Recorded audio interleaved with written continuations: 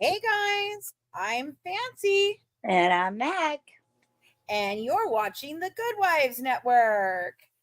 Alrighty, guys. So what you just watched was the opener, obviously, to our wonderful, that we're going to be doing for the documentary, and I just love it. I just love that opener. I'm I do telling you. too. A lot of people like it. I saw some compliments. Yeah.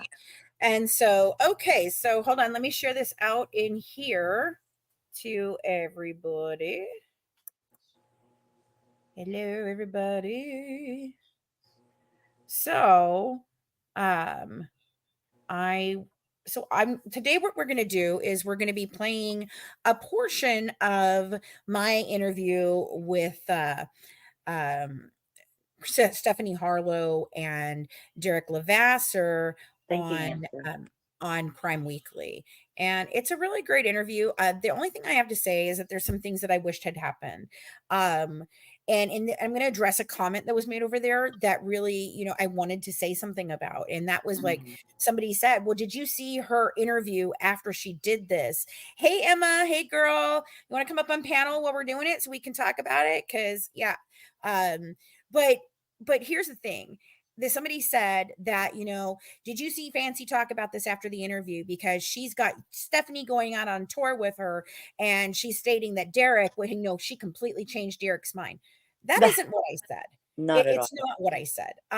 First of all, oh, okay, you're driving. Okay, no problem, Emma. No problem. When you get home, just let us know if you want to come up here. I don't know if you're going to be on Morbids or not, but we're definitely welcoming you here. Okay, so that's not what I said though. What I said was, Stephanie reached out to me for this interview. I did not reach out to her. She reached out to me. And in the course of that, we talked about other projects and things that we'd like to do together. And I had commented about going out on tour, and that, when I'm going out on tour, and Hello, she said, "Oh, Janet. I'd love to come out." And I said, "Well, that's really great, because one of the things we're doing is in each of the different cities that Mac and I and the rest of our team, whoever comes with us for them, go to, we're asking different podcasters, different experts in the crime field, all of them to join us at those locations." And Stephanie was Hmm. like, "Oh, I would love to." So that clears up that portion. And the part about Derrick, I did not say that I changed Derrick's full mind. I have not. And he still does not know enough I about this case for me to do so. He's admitted it. Stephanie has admitted it, because she's kind of walking him through this case. She's the one who's done all the research. What hmm I did say to him, though, was I did ask him to possibly be part of our documentary team, because I would love a homicide detective who has never had eyes on this be able to see all the evidence and the facts and everything, and give his honest opinion as to what he believes after seeing all of Unbiased, that. unbiased opinion. Unbiased opinion, exactly. And the thing that I said about changing his mind was very specific. What I said was that I changed his mind from this being Munchausen by proxy to it being a malingering by proxy. Malingering. Okay, because here's the thing. Derrick didn't know what malingering by proxy was. He didn't even know it was a thing. He'd only heard about Munchausen by proxy, which is medical child abuse, right? He did not know. And even when I explained it to him at first, he still did not understand that, yes, they, they can make their kids sick, they can do these different things, but there's the whole difference between Munchausen and malingering is all about the etiology. And the etiology is that this was for profit and gain, and not for an emotional gratification at its core. Now, they Hmm. can go hand in hand with some of that etiology coming through that made, yes, Dee Dee did like her attention. Yes, Dee Dee did like being seen as the best mother ever. But Hmm. her core reason for this was for profit, especially in Missouri. Now, Louisiana, there's some questions there as to what the motivations were. She could have just been a sick kid, and Dee Dee was just trying to figure out, what was going on with her sick kid, Hmm. and she was given special perks for that because she deserved them, because she is a sick child. She was Yeah. able to participate in charity functions and have things done for her. Should she have been given a Make-A-Wish trip? Absolutely not. No. She wasn't terminal at that time. But then again, there's actually something to be said that the doctors could have said it could be terminal, like she was telling Rod and Christy and the family. Because back in 91 and into the early 2000s, we didn't have the technology that we have today. We didn't have the technology that even in 2011, Yeah. once that was done in 2011, once that microarray gave a biological genetic freaking explanation for the disorders that Gypsy was experiencing, that is where it no longer can be Munchausen by proxy, and it is absolutely malingering by proxy. And malingering by proxy is not only that Dee Dee was malingering, but also Gypsy did her own malingering in this. Well, And so, Derrick does talk to me about, or comes out with the thing about talking about, you know, that at 13, 12, 11, 10, 9, 8, 7, she's a child and she cannot consent to doing anything other than what her mother tells her. And I agree with right. that. I Right. do. And in that term, in that gray little area of this case, yes, that can be termed a form of child abuse. And I love that Stephanie brings this up in the interview, because she takes what I say about the child actor and the fact that Gypsy was essentially, that's what she was doing. She was playing a role. Thank you so much for the love, guys, over here. Playing a role in public and benefiting from it financially, much like you see the kids on, like Quiet on the Set. And here's the thing is it abuse to take an entire child's childhood away, even if it's what they're saying they want? Like these kids are saying, I want to be an actress, I want to do these things, I want to do it. But do they really have the concept that their entire childhood is probably not going to be a normal childhood? They make sacrifices, and these kids, some of them do it because they love it, but some of them do it because their parents love it. Mm-hmm. And a lot of the parents are living vicariously through their children. And I do believe there is some amount of that with Dee Dee. She always wanted to be famous. She always wanted to be around celebrities. She always wanted to have kind of this charmed life. But the thing is I want you to think about everything that they got: dolphin swimming, trips to Disney, out on the open ocean with a millionaire, all the things in the house. They got the houses Celebrities. and everything. I would like you to think about the fact that at no time were those things specifically for Dee Dee. If you look in that house on Yep. Springfield, Dee Dee didn't have anything. No. Nice She had furniture, nothing. she had a Everything looked very old and beat up. Yep. Yep, exactly, Mac. She had a very scarce closet of muumuus. She didn't have like tons of shoes and Mm-mm. purses and knickknacks and things for her. That's not. If you look at almost everything in there, it was all for Gypsy. Thank you, Angel Baby. I appreciate you. So, what I believe in this situation is, yes, it started out as something that Dee Dee was doing. And I don't know when the crossover from just looking for her daughter an explanation as to why she was having these medical problems and searching out that, to maybe this fraud started to begin. But where and Dee Dee's always done some fraudulent things. I mean, there's records of her, supposedly passing bad checks.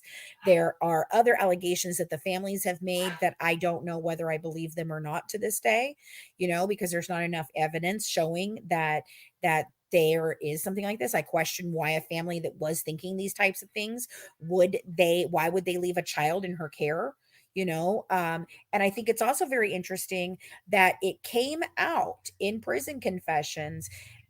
Christy, who we all know floated the Munchausen by proxy out there, Yep. through Mommy Dead and Dearest and several other things. But in prison confessions, she stood in front of Emma's grave, Dee Dee's mother's grave, and she said she's the one who asked Claudia or Darla, I don't remember which one, if now, oh my God, do you think she had anything to do with your mother's death? And then she said, they answered back, well, I didn't before, but now I'm wondering. And so I had never heard it put that way before. Christy never told me that that's what she said. She just said that they thought these things. And when I asked them these things, they did say these things. But now that I know that she's the one who went to that family and said that to them and got them on the path of that thought process. And Mhm. then she also was good friends with Laura May, the stepmother, the step grandmother to Gypsy. And there's all of that going on. And I know a lot about Laura May and how much she hated Emma. I mean, there's a whole lot of shit you have to think about. This is not your average, everyday American family. Okay. And based on that, you have to take into consideration what the norm was for their family. Is this what their family did? And was it something that Gypsy was going to be subjected to, despite that fact that she was sick? If she hadn't been sick, would there have been a different con that they would have pulled? And I'm going to say, in my opinion, allegedly for entertainment and educational purposes only, I believe there would have been a different type of con. But when I really see the fraud begun to become a very forefront in this was when Katrina happened.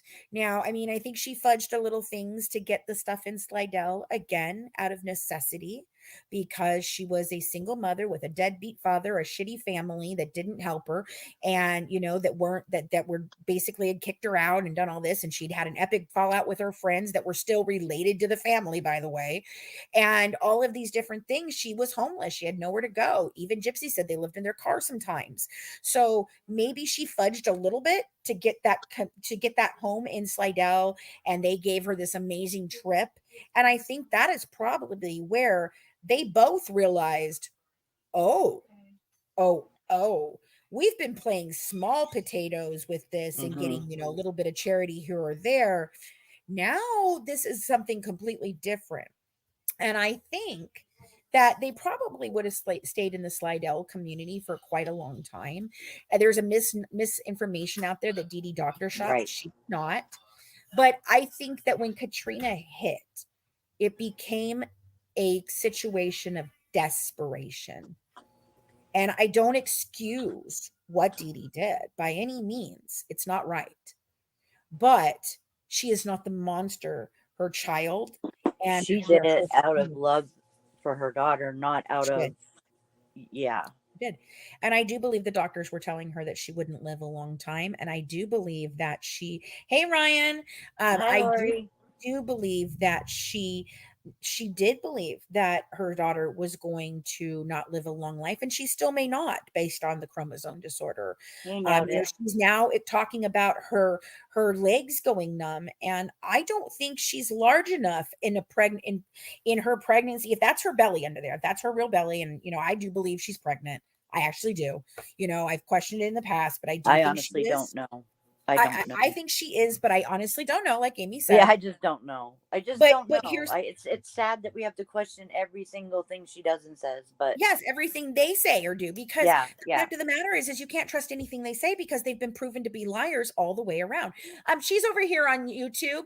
Do you want to come up on here, Ryan? If you want, you can. But we're over Max over here on YouTube, and we're going to show my video from or part of it at least, and then do a Q&A, and then I'm going to direct you guys to watch the rest of it over there because Yeah. it's a 2-hour long show, Mhm. and my video is only my interviews featured through part of it.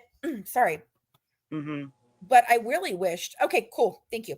I really wished that they had put out the full interview because the times that Derrick pushes back against me, I thought those were some of the best conversations because he did open my mind to a Mhm. possibility of certain things and looking at it from a detective's point of view, which is what I've Mhm. always tried to do with this case is look at it through a detective's point of view because no detectives ever looked at it.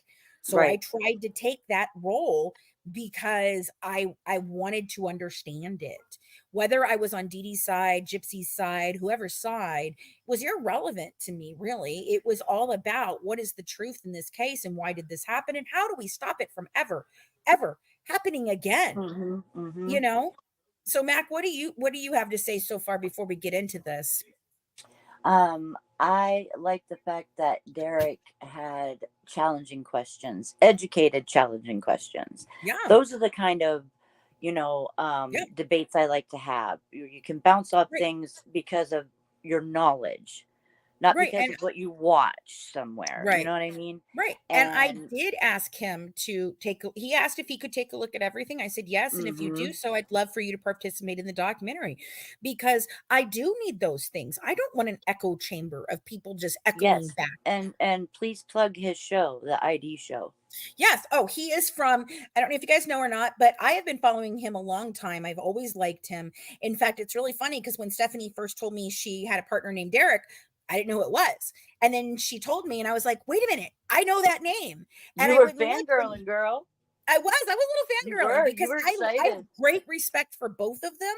Mm-hmm. Extreme respect. I love his show on ID called Breaking Homicide. I thought it was an Breaking amazing homicide. Yeah. show. I have followed them in the past, and I was really excited to do this with them because it was a time. Hey Emma, it was a time that I finally got to speak with a homicide detective that, Right. oh, thank you, girl, that had not been immersed into this, Engrossed in either it by at all. me Right. immersing them in it or by them just being immersed in it because of their own curiosity. He knew nothing about this case, nothing. And I want that. When Dr. Steele came to this case, she's not a true crime doctor who does a bunch No. of true crime stuff. Our Mm-mm. Dr. Steele is a holistic doctor, and she basically said, think house, but black woman, like Right.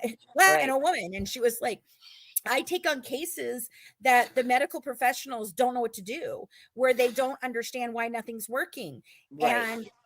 And Bell, I'm sorry, guys. We're working on putting her down this next week, so it's been very Oh hard no. around here with us with Poor her. baby. She has gotten progressively worse over the last few weeks, and it is just time, and it's sad, but Yeah, we're it's working on hard. it. It is. It's very hard. We explained it to Wyatt yesterday, which was Oh, hard. Yeah, and that was I very don't hard, know I'm if he sure. understands or not, but we tried to explain to him, that she was going to go and be with Percy and help him if Percy, right. Heaven, our cat that we lost They're gonna recently. run and play together.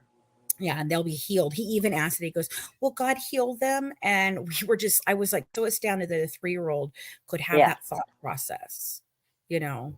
Yeah. Um, with TikTok or just TikTok. No, I'll put it over here as well because you probably there's always an element of not being able to hear everything on both sides. So I definitely will put it over here. Eventually, I'm gonna figure out how to do it through StreamYard, but then the only thing I worry about with that is do the comments come through? Are we able to have people up on panel like we would? So Hmm. I've been told that you can do it through the third party, but I don't know. Thank you, Thank you, Liz. nailed it. Thank Yeah. you. So I really have always, Dr. Steele came to this. She didn't know a lot about the case either, but Aw, what she had Angel, I'm heard. sorry.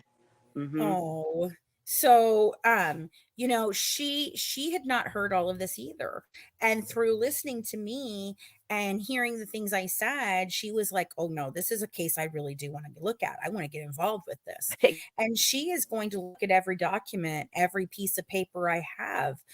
She is going to help us in this. She is definitely a part of our team, and she's picking up where Colleen left off. And I think that Colleen did such an amazing job of getting us here. But she was limited in 2019 by several factors. She was limited because she had just had, she'd just come out of nursing school and had a little bit of clinicals and things like that. But she today, now today, 8 years later, she holds a master's degree in nursing education, and she educates nurses, and she was going through nurse practitioner school and decided that she didn't want to do that. She's rather very much better at educating than the in-house practice of things. And so I think that Colleen was limited by that. I also think that Colleen was limited because the Blanchard family was not truthful with us. They were withholding information. They were telling us false truths, Hmm. and so it was very, very hard. And even coming back to it when we did our books, it was very hard in many ways. Thank you, Kim, of recognizing, yeah, we did get things wrong. Yeah, we did have, oh, thank you. We did have things that maybe we should have looked at differently, but at the time it was the information that we had. We still were very, very not DD focused, not DD positive at all during that podcast. We weren't good on Nick either because of the limited information that we had and only one voice or voices of hers speaking, and that was Right. Gypsy and Christy. In fact, mostly, honestly, Christy. Christy is who championed this. Christy is who got all those deals. Christy is who sought out all those documentaries and interviews and Dr. Oz and all of that. And again, I truly believe we're kind of looking at another malingering case here with Christy, and she knows that what she is doing is wrong. She knows that she is lying, but she was all about the Benjamins. And to be honest with you, when she was working with me, she didn't even care if it wasn't a good piece towards Gypsy. All she cared about was the money. And who does that sound like? Yep. I Yep. mean, it's just, I don't think that Gypsy has ever had anyone in her family that one holds her accountable for her actions, two teaches her right from wrong.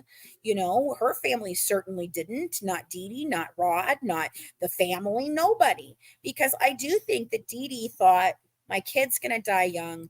I'm just going to give her everything I can until she passes, because that's all. And you have to think about, Dee Dee could not take a job because Gypsy was sick like that. Dee Dee could not go out and work and provide for her in any other way than through charities and functions and social security and things like that. And if you think that this is still a Munchausen by proxy case, I want you to really think, why did Medicaid not come after her? Why did these charities not come after her? Why did nobody go after the doctors? Because Mm-hmm. there's not a case there. In all honesty, there wasn't a medical fraud case going on where they could charge Gypsy or Dee Dee. A fraud case for sure, a regular old fraud case. Yep, 100%. But were they sending in things to Medicaid that they shouldn't be sending into Medicaid to have care done that shouldn't be done? No, No. no, they weren't. They weren't. Now, Mm-mm. someone did bring up something in over there in the comment section that I thought was a very good point. And because somebody's like, well, nope, no doctor is going to cut off you don't have to do this or that. And you know what? No, I'm sorry. There are doctors that will do things like that. There are doctors that are not good doctors that will do, there will do these things and for I saw it kickbacks. in Vegas. Right. I But saw it. I one of saw it in Vegas all the time. Hmm. yeah, really Yeah. interesting. So one person brought up that there are doctors, and I am, of the opinion that at least two of these doctors fall into this category, that they get kickbacks from specific companies, pharmaceutical reps, all these different things for prescribing specific things. And right now, like, think about how many people in these hospitals that were getting kicks for, diagnosing someone as having a COVID related death. They were getting extra money for diagnosing them as a COVID related death, regardless if COVID was not the actual reasoning for their death. They may have had COVID and it may have weakened their system, but COVID itself did not kill them. And they would rule it as a COVID death because they got extra money for their funding for their Ex- hospital for doing so. Yep. Exactly. There Yep. are these types of things out there. And, Derrick brings it up a little bit about the fact that he says, it's kind of hard to believe that, there's so many people involved in this, like Fancy's saying. But here's the thing. I want you guys to think about this. When you are looking at trafficking rings, child abuse, three PDOs, rings, fraud rings, I'm going to tell you what, those things don't happen because one person did something. Those things happen because a collective of people get together and they work together to commit crimes. And a doctor, a lawyer, a judge, a politician, a mother, a friend, your pastor, none of those people are 100% you can never say with 100% certainty that they would never do that, because everyone will do something faced in a situation where Mm-hmm. something like this becomes necessary or it becomes Mm-hmm. beneficial to them in some way. Right. So if you think about that, it's not so wild to think maybe there was a handful of doctors getting kickbacks. Maybe there It was happens with collusion the to get this accident out. lawyers and doctors. They hook up all Mhm. the time. Yep. Yep. Yep. All the time. Maybe there was a push to get this into the media, knowing it was not the truth so that they could make money. Maybe there was a strong arming of a DA through doing that. But Mm-hmm. possibly, maybe the DA already knew a whole hell of a lot about what was going on in his town and he swept a bunch of things under the rug. Okay. I Mm-hmm. don't have all the answers, I simply have the evidence. And the reason we sit up here and do this isn't some sub obsession with Miss Gypsy Rose Blanchard and her family.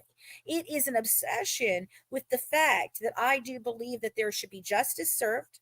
I do believe that Dee Dee needs a voice. I do believe that Nicholas has been horribly his civil rights violated through all of this and railroaded and manipulated. Yep. And whether you think he should be walking the street or not is irrelevant. It does Mm-hmm. not matter. Our justice system failed. Our No. hospital system failed these people. And it is only going to be held accountable if we, the people, hold them accountable, because nobody else is bothering to hold these people accountable. Mm-hmm. Certainly not her Not one parents. person. Nope. Not one person. Not a single person in their lives is holding them accountable. And that, my friends, is sad. Is that I Emma? just feel No, it's that's even Kat. sadder too that, you know, not just the unaliving of Dee Dee, but then to villainize her and just, Yes. when she was, in my opinion, she was a doting, loving mom. Did she take things maybe a little far? Yeah, but not to an extent where, there's no The bouncing punishment is back or not worth anything the like crime. that. Like, she loved her Mhm. without a doubt. Yes. Without a doubt. Without a And doubt. it upsets me how she's still portraying her mom. Right. I just want you to remember, she sat in that interrogation room, and one of the first things she said to Stan when she realized he wasn't buying her, "Oh my God, I didn't know" act, which she just, what? Oh my God, what? Oh, Notice she no, covers her no, no, no, face. no, no, no, no, Okay. no, no, no. No, no, no. Was it suicide? No. Are unaliving themselves? TikTok shop, TikTok shop. Was it her heart? No. Did she mention cancer? No, she didn't mention cancer. But then what Nope, did she she do? didn't. What did she do? You know what she did? She sat there and stated, why are you thinking it's me, sir? I would never hurt my mom. We I would were never hurt my best mama. friends. She's Best my friends. best friend. So you just remember what she did to her best Best friend. friend. And she has continued to do to her best friends. Think Uh-huh. about Rachel. Think about others. Think about me, who all I wanted to do was share her story and help the world understand what happened to her and her mother. And I have been bullied and harassed and stalked and all different things. I am called all kinds of names. There's misinformation put out about me on a daily basis. In fact, hundreds of people went over there to, the Crime Weekly to say some stupid crap and start Right? problems when they can't even begin to actually even use the correct things that are said. So, Right, you right. can't write what I There's said no about Stephanie and Derrick, then you can't get anything right. Like, right, right. sorry. Then people don't want to be educated about it, then I can't even bother because it's a Right. straight up waste of time. It's a waste of time. Like, Somebody if you're can't not even going to delineate. educate yourself and have a educated opinion, then don't talk. Right. I actually, Lucky Clover, I honestly think that wedding ring might have been hers. And we'll talk about it another time, because I have some evidence on that and why I think it's hers, but that's not the conversation we're going to have today. But I think that somebody came to me today and she's like, Fancy, do you have proof of whatever da da da da da da da thing? Because I'm trying to school this idiot on whatever. And then she sends me the video, and of course it was human ashtray. And I'm like, oh, honey, you don't even bother with that one. Yeah, Okay. no, You're going to no, bang your head against a wall for no, no damn mm-mm, reason. She no, can't even say words properly. Like, she no, can't say Rod Blanchard. no. Like, she can't. And she has, she has an autistic son that somehow makes her a know-it-all in autism and how Nick was or wasn't. And she has no compassion for Nicholas in this. And that's very upsetting to me. She does no good for either side. She No, really no good doesn't. for either side. Neither does the other associates over there, Thank which you, I'm just not Janet. going to be talking about them. Thank you so much, Right, Janet. Yeah, exactly. right. Exactly. So I'm going to go ahead and start playing this for you guys. I promise I just want your opinion. Kesh, can you wait till we take questions, or do you really need to do it right now? Because if you want to do it right now, I'll let you up for a moment. But if Yeah, it's more fine. than a Wine 5-10 minute dreamer. answer, I'm going to have to come back to you later. So if you want to come up, you're more than welcome to. All right, I will accept it. Who's coming? Cash. She's one of our Oh, okay, okay, I know. followers. Hi, Cash. How are you? Speak up real well though, so that YouTube can hear you as well, please. Okay, cool. Hi, everybody. Fly. And she was, me and her agreed about this, like, because What in the world? Warren, the sheriff, said that they had a long history of fraudulent crimes. They did. And she's saying that that was a lie. That the sheriff never said that. It's not. And if you want actual proof on that, go check out Becca Scoops. And my microphone. Okay. I'm sorry. Go check out Becca Scoop's last video about this. She is a retired nurse. Her husband is a homicide detective, and they were actually able to find those documents of the original fraud case that was in there. And if you watch the We can't hear you, Fancy. interview, what? We're not able to hear you right now. No, you should be now. It might be a lag. Can you hear me now? You can't hear me at all? My video was muted for a minute. Hold on, Cash. I thought at first maybe it was me. Can you hear me now? I barely. I don't understand. My mic is I'm going to go out and come back. Yeah. Can everybody else hear me? Okay, everybody else can hear me. Okay, good. So if you watch the 20-minute video that Sheriff Arnett did originally, his press conference, and Starlight played it, I've played it on one of my lives, you guys need to listen to what he says and what the reporter's questions are. Because at that time in 2015, when he did his first press conference, he did mention the long-standing fraud. He did mention that there had been a prior investigation and that he was going to be reopening that investigation. And guess what? That never happened, because once Christy Blanchard and Gypsy and Mike Stanfield got together with HBO almost immediately, which I would say less than, at very least, a little bit after her getting back to Greene County, because she was in Wisconsin for over a month. They were there for a month before they were transferred back to Greene County. But by the time she was back to Greene County, HBO was already on the scene, and Christy Blanchard was pushing the MVP narrative. So at that point, nothing happened.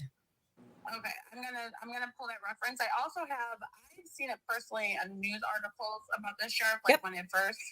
So it's not like this is old news. Nope. So I'm gonna do that. I'm gonna send Bree, because she is convinced there is no proof that Gypsy was ever charged with fraud, that I was just making it up and that I sound crazy. No, no.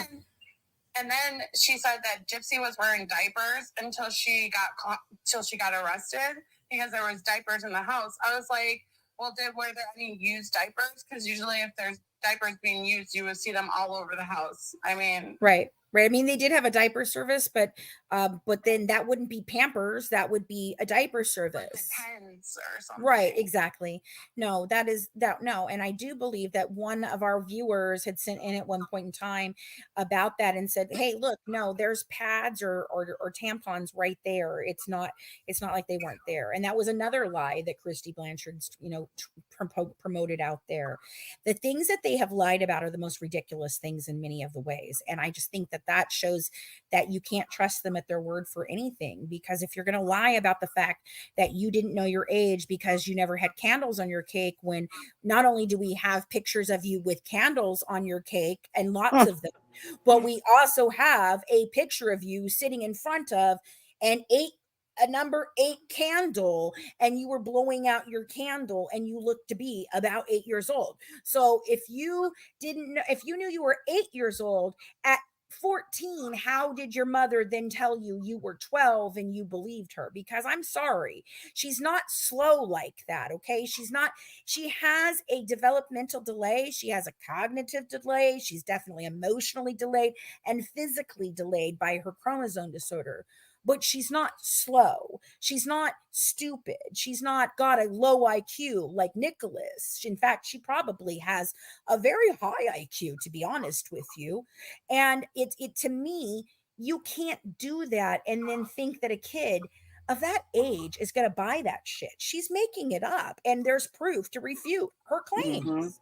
Yeah. Mm-hmm. To Bree and tell her. Okay, well, Kesh, you do that. I don't think you're going to get anywhere with that, but maybe the audience will hear you. She invited me because I keep getting all these hate comments, and like I'm willing to talk to anybody. And if Right. you're gonna invite me and we want to have a conversation, then you're gonna get mad at what I have to say. Right. You know? Exactly. Right, exactly. So sorry. All right, have a good one, sweetheart. Thanks for joining us. Thank you. No, you're good. You're good. All right. Bye. Bye. Okay. All right. So here we go. I'm going to put this over here so you guys can see. I'm going to flip the camera. If anybody has trouble with the robotic or the sound or whatever, try leaving and coming back. I have to do it too. I don't know if it's StreamYard. I don't know what's happening, but that's where we're at. It sucks, but that's where we're at. Sorry, guys. Yeah. Alrighty. So I am going to cue this up here. I am going to switch it over to Hey, the Joshua. layout down here. No, this one. Here we go. Alrighty. So, like I said, this is 2 hours and 29 minutes. I'm going to stop it when we feel like we need to say some things or explain some things. It is not my full interview. I do hope that Stephanie does put that out, because I think that like I said, the parts where Derrick does push back and does question me on things, he gave me things to think about. He really did. And I think that a conversation with him at after he's seen everything I send him, I really do want to know what he thinks, I would too. And I do agree that Gypsy couldn't consent at 7 years old, but I think at 14, 15, 16, 17, and obviously after the age of 18, she most definitely did. I honestly believe that once they got to Missouri, that Gypsy was honestly the driving force of the fraud, and wanting more and more and more and demanding more and more and more. And I think there was a lot of animosity going on. No more special little treats for Gyp.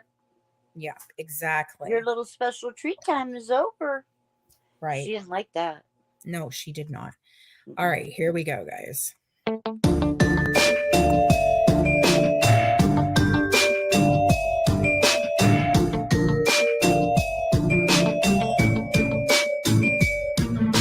Hello, everybody. Welcome back to Crime Weekly. I'm Stephanie Harlowe. And I'm Derrick Levasseur.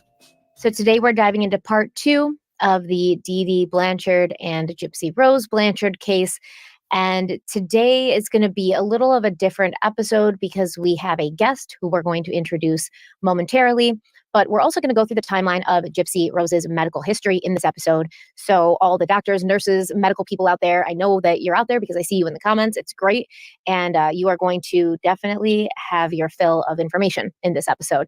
And then Derrick and I are going to kind of, after we bring our guest on, who's very familiar with Gypsy Rose's medical records, we're going to sort of give our take as she goes through the timeline and kind of how we see it. And based on our very lengthy interview and the time we spent with her, what we kind of got from it. So are you ready, Derrick? I am ready. I want to preface it by saying, because we've already done the interview. We did it yesterday, actually. I think with this interview, some of you are going to agree with Fancy, some of you are not. And I think, like a lot of things in life, it's open to interpretation. It's the same information, but just like our political climate, you can take the same clip and interpret it two separate ways. So I'm really looking forward to hearing your feedback in the comments to let us know what you think about all of this and what you make of it and how it affects your opinion on this case in totality. So Yeah, and basically what we want to say is we're trying to show both sides and we're trying to show many different sides of the narrative, which is, obviously the mainstream, well-known narrative, that being that Gypsy Rose Blanchard was a victim of her mother who suffered from Munchausen by proxy, even though Dee Dee Blanchard was never officially or formally diagnosed with Munchausen by proxy. And then this other emerging narrative is that essentially, which is kind of what our guest believes, is that Gypsy Rose and Dee Dee both came from a family of con artists, people who learned and had lived their lives trying to get as much as they could with as little actual like input and effort as possible. So what our guest today thinks is that Dee Dee Blanchard was a con woman and Gypsy Rose was raised to also be a con artist, and they kind of came from a family of con artists. So this was just the typical environment that both Dee Dee and Gypsy were raised in. It was what they felt was normal, and it was the way that they knew how to function. And how our guest explains this is you can tell that Gypsy Rose suffered from actual medical issues, that the reasons she was going into the doctor were real, and the doctors were treating her for real illnesses, things like putting a feeding tube in. And many of you in the comments who have medical experience, like doctors, nurses aides, things like that, you were like, there's no way that doctors are going to perform a surgery to put a feeding tube into a child just based on the word of the mother. They're going to make sure there's a legitimate medical reason to do that. Gypsy Rose had her salivary glands removed. She and many other people have said that Dee Dee had this done without an actual reason, and that Dee Dee made these symptoms happen in Gypsy so that the doctors felt there was a legitimate reason to do that. But once again, doctors aren't going to go in and just operate and remove a child's salivary glands based on the word of the mother. because the parent asked you to. Yeah. So what our guest today is saying is all of these things were legitimate medical reasons for Gypsy to be in, except for the cancer diagnosis, which obviously there was never a cancer diagnosis. But essentially the only reason that Dee Dee and then Gypsy, as she got older, kind of went along with this stuff was for the benefits that they were getting, the financial benefits and the trips and all of this stuff, because there was no medical fraud happening. Because if medical fraud was happening, Medicare, who had paid for most of these procedures, would have come after them at some point, and even would have come after Gypsy after the death of her mother, things like that. There would have been something going on. The doctors would have been sued for malpractice, things like that. And none of that stuff happened because the medical procedures were necessary and were done. Were warranted, yeah. They were warranted. And so basically, Gypsy and Dee Dee were kind of this partnership at some point, and they were kind of going along with it because of what they were receiving from not necessarily the doctors, but from the community that surrounded them, which is why they moved around so much. Yeah, I think what you're going to hear a lot of today, and we were talking about it before we hit record, and it's going to come up later in the episode, is the difference between Munchausen by proxy and malingering by proxy. And they're not the same. And I will say in episode 1, a lot of you guys mentioned that in the comments. So we're going to dive more into that. I think you got to take out of it what you want. And I appreciate most people just listening as we go. As Stephanie said to me in episode 1, you just got to trust me on this. We're going to go over everything. We're not saying that any of this is fact. We're trying to present both sides. And then by the end, we'll give you our opinions. And hopefully you guys will hold off until then to come to your own conclusions as well. I don't have a conclusion yet. Well, that's what I'm saying. We don't. Yeah. We don't. I mean, and we did the interview yesterday. Stephanie had brought Fancy in, and I'm approaching this whole thing with a level of skepticism. And I said it to Fancy in the interview, like, don't take it personal. I got to push back on this because there are people who disagree with you. So I have to be that person. So I'm asking those questions not because I feel that way, but because they're going to be asked in the comments. And she was like, listen, totally get it. So Okay, so one of the things, what just happened? Where did all my comments go? Are we still going? Yeah, They are. They were it's just being returned. weird. I don't know. It's That weird. was freaking strange. Okay, Yeah. so some of you were asking where you can watch episode 1. They have a YouTube channel called Crime Weekly. They are also on all major podcast platforms under Crime Weekly as well. So you can watch this, and they're going to be continuing on with this series. I may or may not be back. They may or not. They also said that some of the interview that we had done, they are saving pieces of that for future episodes because it was different than talking about some of the things we talk about here today about mostly medical aspect of this. Again, and I also again want to explain that no, I did not put documents up on the screen or thing because this was not my live. This was not my show. I get provided those things to Stephanie. And if they put them up, that's on them. That's on their editor, not ours. I read from those things. I do have a notebook that I have detailed from 2001 through 2011, everything that we talk about, because there are talking points that we have come to with this. I have been counseled by numerous nurses. Colleen and I have even changed, she and I have even talked about it since this year when we found new things, and she updated me on those things. She educated me on the chromosome disorder. And yes, yeah, Emma, you can come up on TikTok if you want. I think that would be better than being over here, if you don't mind. That way you can kind of be up on this side to answer questions if they're asking, and Mac and I can handle this side over here. Yeah. But one of the things is that, hey, Sammy. I don't remember what I was saying. Darn it. Hold on a second. What was I talking about, Mac? Damn it.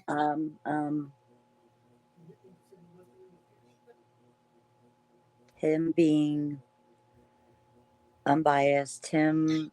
No, it was about the reason why I didn't show all the things. Yeah. So I did it was not my show. I did not do that because I did not know that, here, I'm going to invite Emma up over here. There we go. Got her.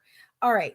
I didn't know exactly what they were going to, do with it. They have the information, but I've been counseled by, Colleen and several other nurses. And now we have our Dr. Steele on this, who has been looking through the medical records to some. But as we get deeper into our books and our documentary series, she is going to be, looking through every piece of paper and comprehensively putting this together, along with other doctors and specialists that we feel that can bring more information to this.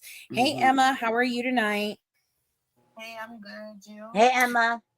It's been a long day. Oh my God, but it was shit. Yeah, today has been an interesting day, but we're playing this episode, and we probably won't play the whole thing, but this is my interview on Crime Weekly with Derrick Levasseur and Stephanie Harlowe. So, oh my God, I'm so proud. I know, I'm pretty proud of it myself.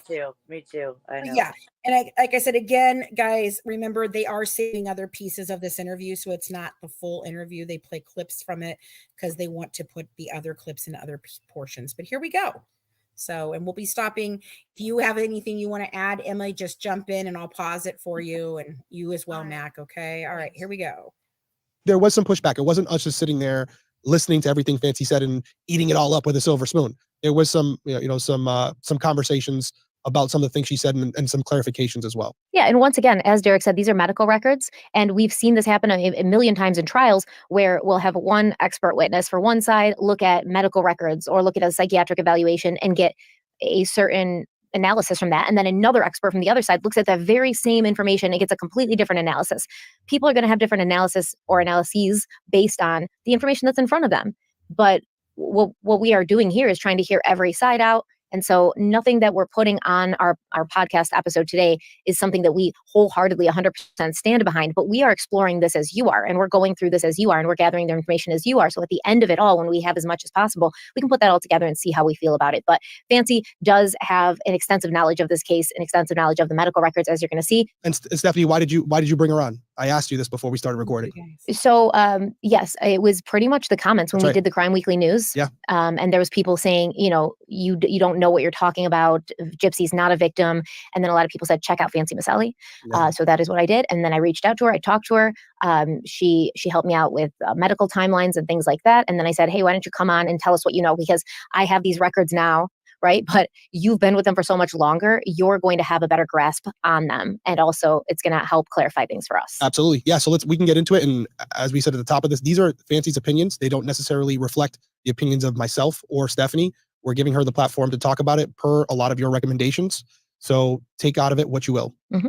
Absolutely. So we're going to get started where we left off. Gypsy and Dee Dee, they're kind of on the run, right? They're not really in touch with Gypsy's father, Rod, and his wife, Christy. They're definitely not super in touch with Dee Dee's family, the Blanchards, and they're all over the place, but they're going to end up in Slidell, Louisiana. So on the morning of August 29th, 2005, one of the deadliest and most destructive hurricanes in United States history made landfall. As Hurricane Katrina roared through the Gulf Coast, Slidell, a city 45 minutes northeast of New Orleans, experienced catastrophic flooding and destructive winds. The storm surge overwhelmed Slidell's levees, leading to the decimation of homes, businesses, and infrastructure. The Twin Span Bridge, which connects Slidell to New Orleans, suffered extensive damage as the rising storm surge pulled or shifted bridge segments off their piers. A total of 64 spans, each weighing over 255 tons, had fallen into Lake Pontchartrain below, and another 473 spans were misaligned, which is crazy because each of those spans weighed 255 tons. And so it really gives you an indication of how strong the winds and the water was during Katrina, how devastating this storm was. And we know that it affected New Orleans very badly, but just 45 minutes away, Slidell also got hit. So in Slidell, New Orleans, and many other cities in Louisiana and Mississippi, countless lives were lost, and residents were forced to evacuate their homes, seeking refuge with family, friends, or in shelters. Dee Dee Blanchard and her then 14-year-old daughter, Gypsy Rose, were amongst the droves of people escaping the floodwaters, and Dee Dee and Gypsy, for a time, they stayed in a shelter for people with special needs in Covington throughout the worst of the storms. And when the winds and the rains had subsided, they returned to their apartment building only to find it devastated. Luckily, the two would once again benefit from the kindness of strangers. It didn't take a lot to convince Dee Dee and her daughter, Gypsy Rose, to make a new home in Aurora. They already knew it was meant to be. It is the perfect town. The perfect place. I think it was a blessing in disguise. It took something like a hurricane to make us have a happy ending. Dee Dee was. So, hold on. I gotta unmute am I muted or not? No. No, I can hear you. So this is interesting, okay? Because up until this point, I'm not sure because we've only seen clips of this like in different things. I'm not sure if everyone realized that this was the narrative inside of Aurora. Now, the Aurora house that was donated to them, that was given by the hospital. It was a house that the hospital owned in Aurora. She had stayed at the Hope Lodge for several months while they were there. Hey, Brandy, how are you? Good to see you today. And so I want you guys to think about this interview and what Gypsy says here and the newspaper article that I showed you from Slidell, and then the interviews that they do when they get the house in Springfield. And if you pay attention, it's the same story. It's this, oh my gosh, this is such a welcoming place and we've found our home. And she's always telling everybody, oh, happy endings always do happen. So it was a script. This is a script you're listening to. Oh my goodness, how cute is that? What was it? It's like a little troll doll with like hearts on it? I don't know. It's Rosie the Rose Bean. Oh, it's the Rose Bean. You turned me into that? Right? So did you have something to add there, Emma? I just ran out of my house because there was a cat that got into a fight with another cat. Oh no. Are they okay? Like a street and I'm dying. This Wow. proves that I'm not healthy. Wow. Oh shit. Okay, sorry guys. Yeah. And it wasn't such a happy ending, at least definitely not for Dee Dee or Nick. Holy Oh crap, my that's goodness, cool. look at those. Those are so cute. There's so many new little things. I was sending some of them today and yesterday to the ladies that I was up on panel with and stuff because they are just so cute. They're so cool. They are. They're very cool. Thank you guys very much. But Amy, did you have anything to add on that about this being a script kind of thing? Yeah, you can tell. They say the same. She says the same thing all the time. Mm-hmm. Mm-hmm. It's So a script. yeah, It's literally a script. It's literally a it's script, something and they've that goes rehearsed. along. Yep. That goes back to the idea of her being more of a child actress than anything else. What'd you say? Exactly. What'd you say, Mac? I just said yeah. Okay. Yeah. All right. So here we go. We're going to go ahead and go back to it again. Okay, we'll be here, Sammy. All righty. So here we go again. Happy enough just having medical care for Gypsy. She says she never expected this. It's amazing. It's amazing, the outpouring of love and support. Dr. Janet Jordan met Dee Dee and Gypsy while on a mission trip to the hurricane-ravaged areas. She says she knew right away she'd see them again. They're like lost souls who were meant to have been born and raised in Aurora. After arranging a helicopter ride from Louisiana to St. John's Hospital, the process began to find them a permanent home. It turns out St. John's already owned this house, and with the help of local donations, it was turned into a home. I think that's just kind of what we're all about. You know, we're all about doing what we can to help people that are in a bad situation. It's beautiful, and it's happy, and it's full of love. Gypsy and Dee Dee say they're blessed. Dr. Jordan says they deserve to be. It was pretty devastating down there. It really was. And they never, ever lost hope. I think they brought hope to everybody else that was down there. This is home to us. We have been wondering for so long, and this is finally our home. Right. I got you guys also to look at this. One of the symptoms of the chromosome disorder is the loose joints and this double jointedness.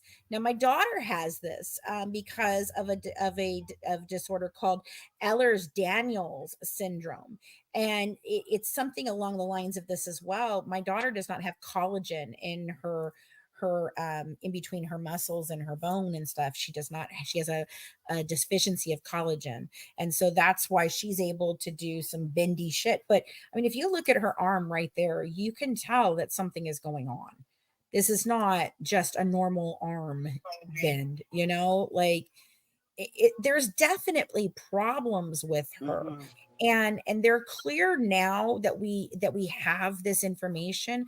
The reason that it was so hard to understand the medical records in the beginning is because of one little lie, and that's the lie that there was no long-lasting effects. And now we absolutely know there are long-lasting effects. We can see the long-lasting effects, and there is no doubt in my mind that yes, she was developmentally delayed in many different ways, physically, mentally, cognitively, and I do think that this violence and the way that she was, I believe it started early on, in my opinion.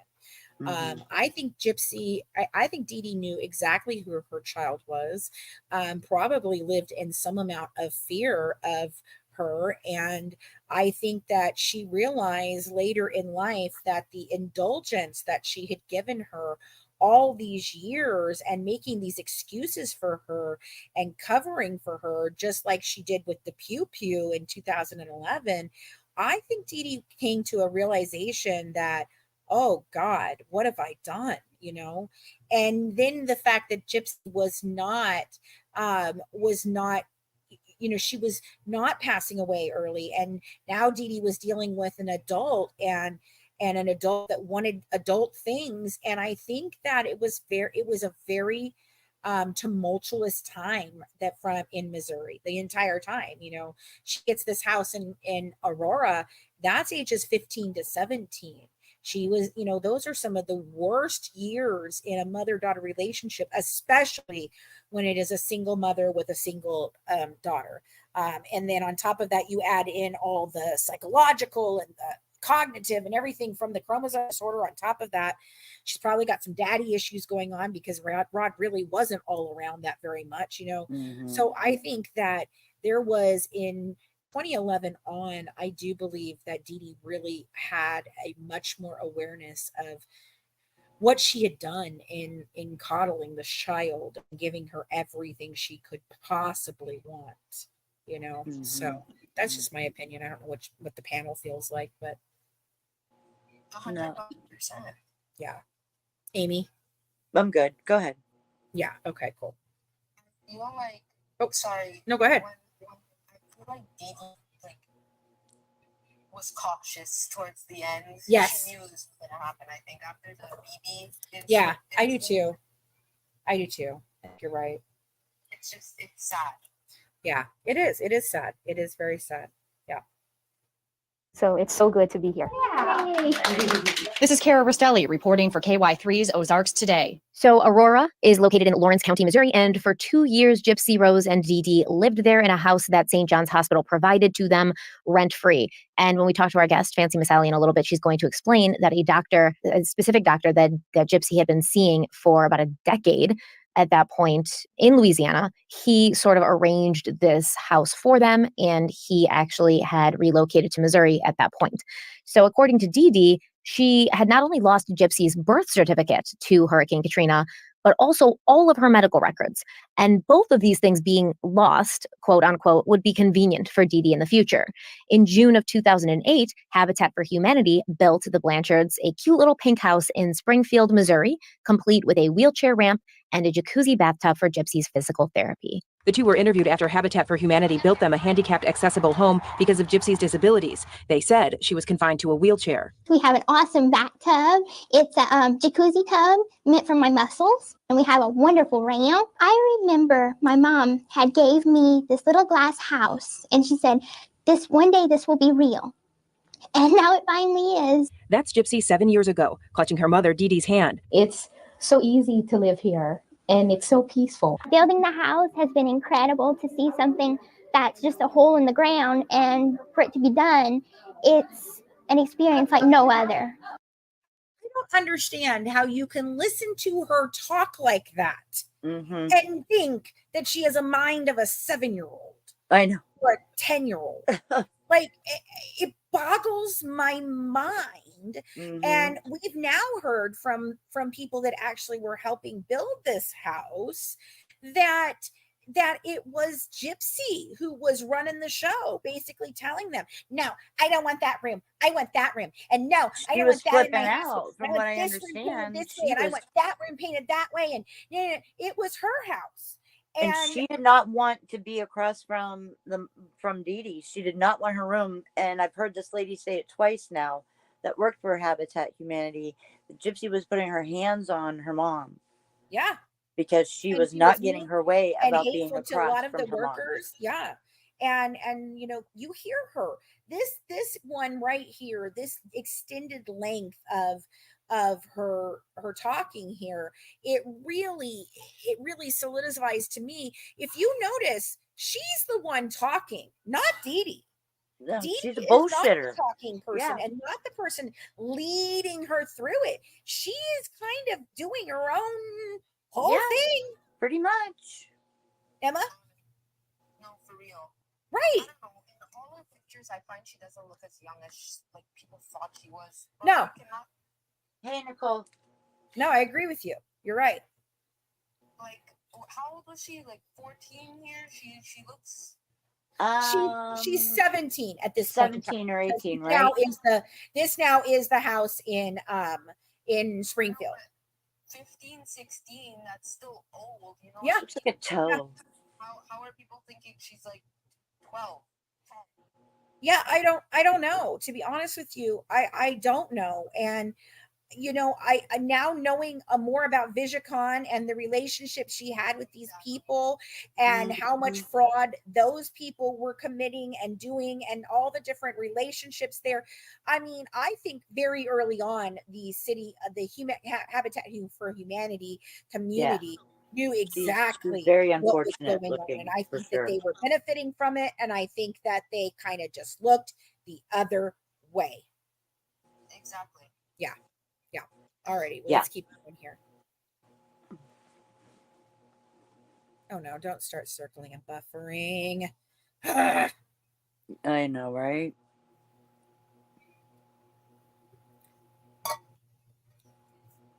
Come on, what are you doing? It's a happy ending. There we go. Yeah, it's a happy ending. Well, this is a good call. This is my favorite cause, yeah. That's the only work they did in the Yeah, community. so up to this point, you can see, Yeah. I see a couple things. I see a young girl who clearly has some medical condition, something going on, or at least the perception that she has something going on. And you can see how a community can come together to support people like this, people who are going through hard times. And it's one of the best things about our society is that we will humanity. Yeah. We will come together to help those in need in some cases. So on one hand, it makes me happy to see this young girl who's getting this happy ending as she described it. On the other hand, I can't help but look through a skewed lens of what's really going on here. Because now this is, we're looking at in 2024. And with hindsight, yeah. A lot of things have transpired, including Dee Dee no longer being here and being murdered by Gypsy and her boyfriend. So it's a very different story these days as far as happy ending. So it's tough to watch that video and not think about that, but I'm trying to stay in the moment and take it step by step, because that's where we were in 2008. So it's important to keep that in context. Yeah, I agree. I mean, I think that if you were with Gypsy Rose and Dee Dee at that time, especially in the wake of Hurricane Katrina, right? Because so many people were displaced. That was terrible. So many people were struggling. Everybody, the world knew about it. That was 2000, that long ago.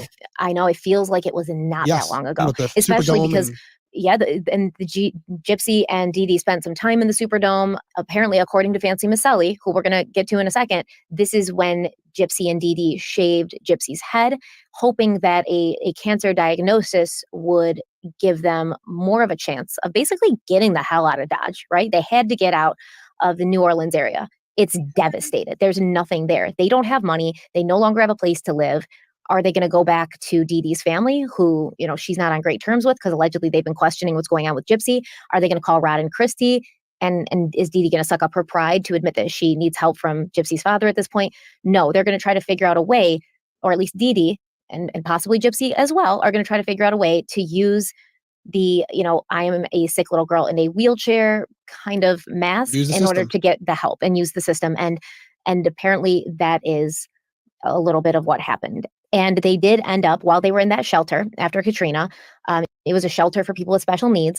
And it was apparently and reportedly Gypsy who had approached this doctor, Dr. Janet Jordan, the one you saw in that clip, and it was basically saying, I'm very sick. I have cancer. And I got to get out of here. Right. And this is when they airlifted them to St. John's. And from there, the rest is history. They get that St. John's house for a few years in Missouri, and then they get the house built for them in Springfield by Habitat for Humanity. So now they're pretty much set up absolutely fine. And we're going to go back into this timeline, into this time when we're talking about Gypsy's medical history. But before we do that, before we get on that journey, let's take a quick break. Cats are great companions. Anyone who has 1, 2, 3, or more understands that cats bring something really special to you. They bring a lot of joy to your life. So the least you can do is feed them the best cat food that money can buy. And that's why this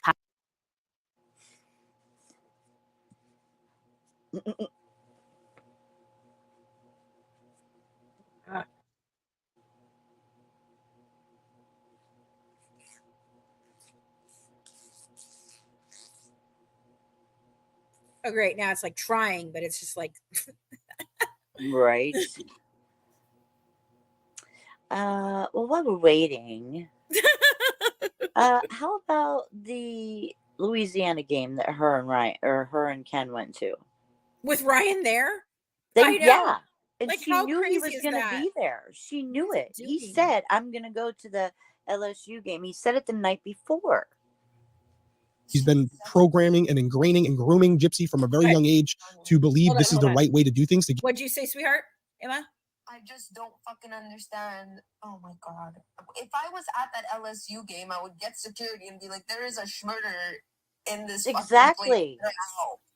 Somebody I mean, she is pregnant, Celeste. So, I mean, we've already got that. So someone said, is that a bodyguard behind her? But I honestly think that was a parent putting themselves between her and their child, because there's a child sitting right there. Yeah, there were a lot of people that got up and walked away from her and went somewhere else. But God forbid if you record her. Yeah. But she can record the whole stadium. She was 17, Em. She was 17 at this time. 17. All right, here we go. Yes, she went purposely, but go ahead. Just remember, she's an influencer, guys. Remember, she influenced it, Carly Gregg just fine, right? It's all good, right? Yep. Right. Yep. Right. Exactly. That's who she's influencing. 8 years and you're a millionaire. Whoop, whoop. Whoop. Yep. 100. get what you want. I also think there's going to be people who could say, listen, at this point, Gypsy was what, 13, 14 years old, right? She knows right from wrong, but yet she's playing along with it now because she wants these things as well. Yeah, she wants the Disney World trips. I mean, she got to meet Miranda Lambert and Blake Shelton, and they gave her money, and she got to meet Sean Astin from Lord of the Rings, like one of her favorite actors, and she was swimming with dolphins. And the way that Fancy Miss Sally poses it is Dee Dee pretty much sat her daughter down at some point and was like, hey, listen, we're going to keep getting all this good stuff, right? We're going to keep getting houses built for us and people giving us money and putting us up on stage and, you know, all of these fairy tale things that you want. All you got to do is let me keep shaving your head and, you know, sit in this wheelchair when people are around. And that's all. Just, play the game. And Fancy likens Gypsy less to a victim and more to a child actor who knew the role that she was supposed to play and played it. Now, I might argue with that. And I might say, I think child actors are abused, technically. Yeah. You know, I don't think, I always get uncomfortable when I see a child actor who's consistently in things. And I worry about these kids, right? Because it's like, are you old enough to actually consent to what you're doing, which is essentially signing away your entire childhood, right? You're not going to real school. You're getting, like, look at the kids on, I don't even know how old they were when they started on the Stranger Things show, like season 1, they were very young. You're probably getting homeschooled on set. You don't have a normal life. You're not coming home from school and playing with your friends, whether it's on video games or playing outside with them. You're not doing your homework at night and going to bed at a decent hour. Like, you're on set 12, 16 hours a day. You're getting homeschooled. If that, you don't have the same amount of friends. Like, your friends are other child actors. It's a completely different life. And are they old enough to consent to and really understand what that means, what they're giving away? Or are their parents like, hey, you know, you're going to have money and you're going to get to do cool things and you're going to get to go to cool places. And the kid's like, yeah, that sounds awesome. Do they actually understand what they're giving up?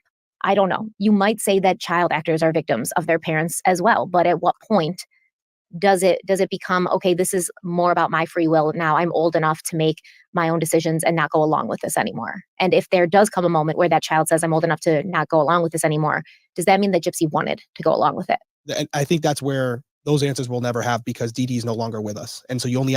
So I want to speak on that because I was a child who wanted to be an actor. You know, I was a child in children's theater.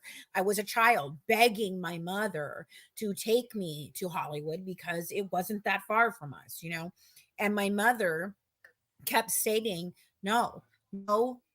She didn't have a problem with me doing the community theater. She didn't have a problem with me doing those things. But being in Hollywood as a child, she did not want that for me. She wanted me to have a normal life. And I always kept telling her. I always kept, yeah, I do too. I always kept telling her, but Mom, I'm not normal. I am not normal. I am not your average kid. I want to do these things. And, you know, some of me is like, I was very upset with my mother for a very long time because waiting till you're 18, once you turn 18 in the industry, there is no special fake place for you. You're just another person in the industry. Mm-hmm. If you get in before and you're a child who then because they don't have lots of children and you then build this career, it's much easier for you to transition from being, you know, a teen actor to an adult actor. And even so though a lot of the very teens upset with my are mother played by adults. A lot of teens are played by like people in their 20s. Yeah, they are. You know, it's a whole category. Yep. And I fit into that category. It was called 18 to Play Younger. Yeah. That's how I was on Boy Meets World, you know, and these different things. And it's to me, I see where Stephanie and Derrick are coming from with this. Like, I get that. I do see, you know, a lot of the kids were, you know, exposed to sexual predators and, you know, and bad people. And look what happened to the kids on Quiet on the Set. Look what happened to Britney Spears. Look what happened to, you know, Lindsay Lohan and Amanda Bynes and these kids. And so I do get where they're coming from. But what do you do when that's what your child does really want, you know? And I just think that early on, Gypsy, while maybe, you know, not understanding the ramifications of what she was doing, I think she very much liked the attention. I think she very much enjoyed getting new things and being the center of everybody's little freaking thing. And oh my goodness, Gypsy Rose is here. Oh, how wonderful. You know, let me go up on stage and sing for you at 19 and pretend I'm 12. You know, like, seriously. I think she thrived on it, and I think she loved it. And that's the thing. And I think now to go back and basically villainize your mother for giving you everything and doing everything, and she's no longer here to defend herself, really is foul. It really is. It really is. I see a lot of people saying they can't say that they hate her, and I can't say that either. But I can say that I am 100% disgusted by her. Right. Very much disgusted by her. You know, we get these comments of, why can't you just leave her alone and let her live her life? She's disgusted. Because that's not what she's doing. No. If she had come out of prison and just gone with Ryan or Ken or whoever and gone down into the bayou and lived her life and not do 5 different shows and write 3 different books and do a media tour and become an influencer and be rebranded by a company and all these, nobody would be talking about it. No. Nobody would care. None of us would care. And now I've been accused of being I'm the whole reason that the world hates her. No, I'm the whole reason that the world knows the truth. The magnificent Fancy Maselli. You know, I allow people to make their own decisions about the influence and the information that I was putting out. You can disagree with me. I'm not the all-powerful, knowing everything Fancy Maselli. I am a person who decided to do the work, put it out, and ask you, hey, what do you guys think? Because this is what I think. Yeah. You know, that's what content creators do. Yeah. You know what I mean? Emma, you have have anything to facts, add to you that, can sweetheart, or argue you the wanna keep facts, going? and yeah. Okay, cool. Go ahead, Emma. Sorry. You have one side of the story, but from where I'm sitting, this is absolutely, just even watching this clip, it's a form of child abuse. I'm not saying what I feel about Gypsy as far as the murder, which we're going to talk about as the series progresses, but compartmentalizing these things individually is important here because 2 things can be true at once, right? And I don't necessarily think Gypsy was pushing back against Dee Dee at this point, saying like, I don't want to do this. Why are you making me do it? But the reality for me, at least, just my opinion, is that this was what was taught to Gypsy at a very young age. Absolutely. It's all she really knew. And I do think the way you describe those conversations going is what happened.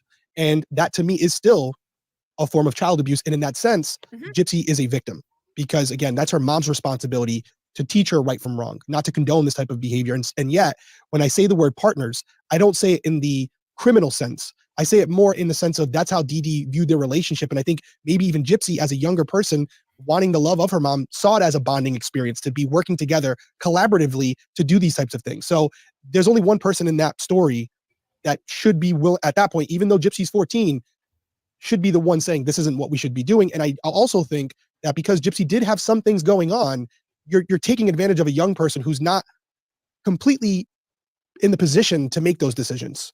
So that's my problem. Here's the huge distinction though. And I kind of agree with this. Dee Dee was not making Gypsy sick.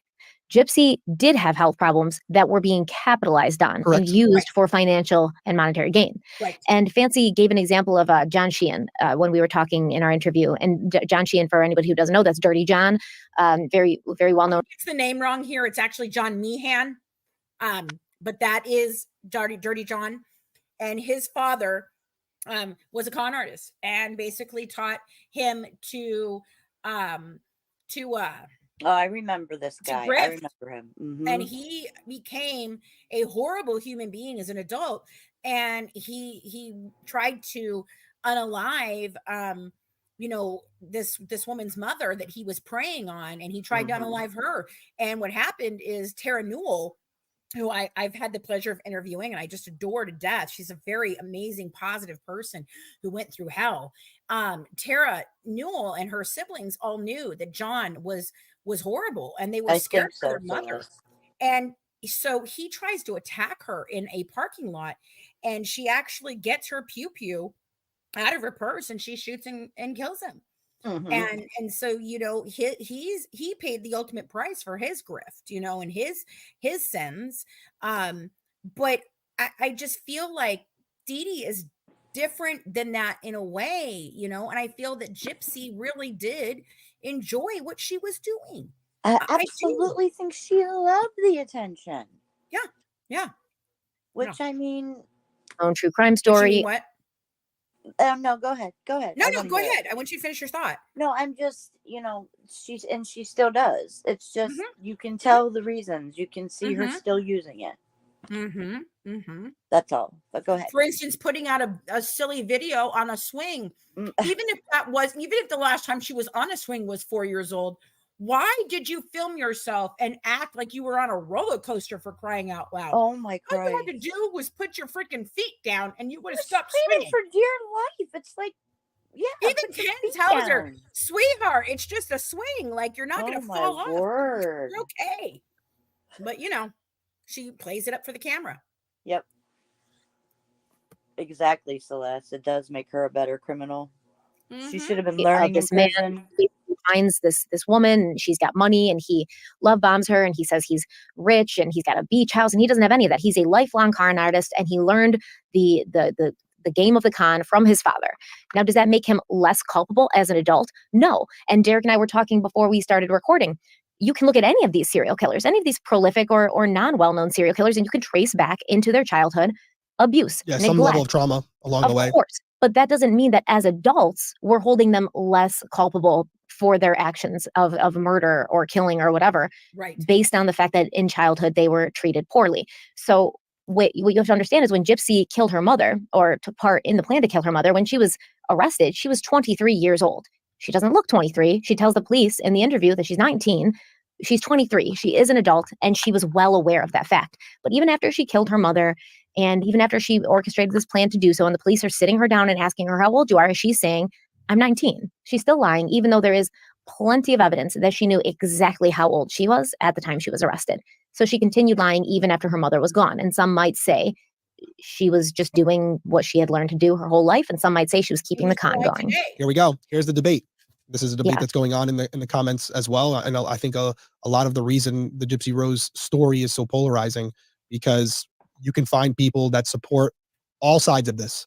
So this is just one of it. And we're only 25 minutes into this episode. So imagine where it's going to go. All right. So, well, to go over Gypsy Rose Blanchard's medical history and records with us, we did bring in Fancy Misselli, and I'm going to have her introduce herself to you and tell you why she is somebody that she feels she's, able to talk at length about this stuff. So I basically, got into this by just wanting to write a little show.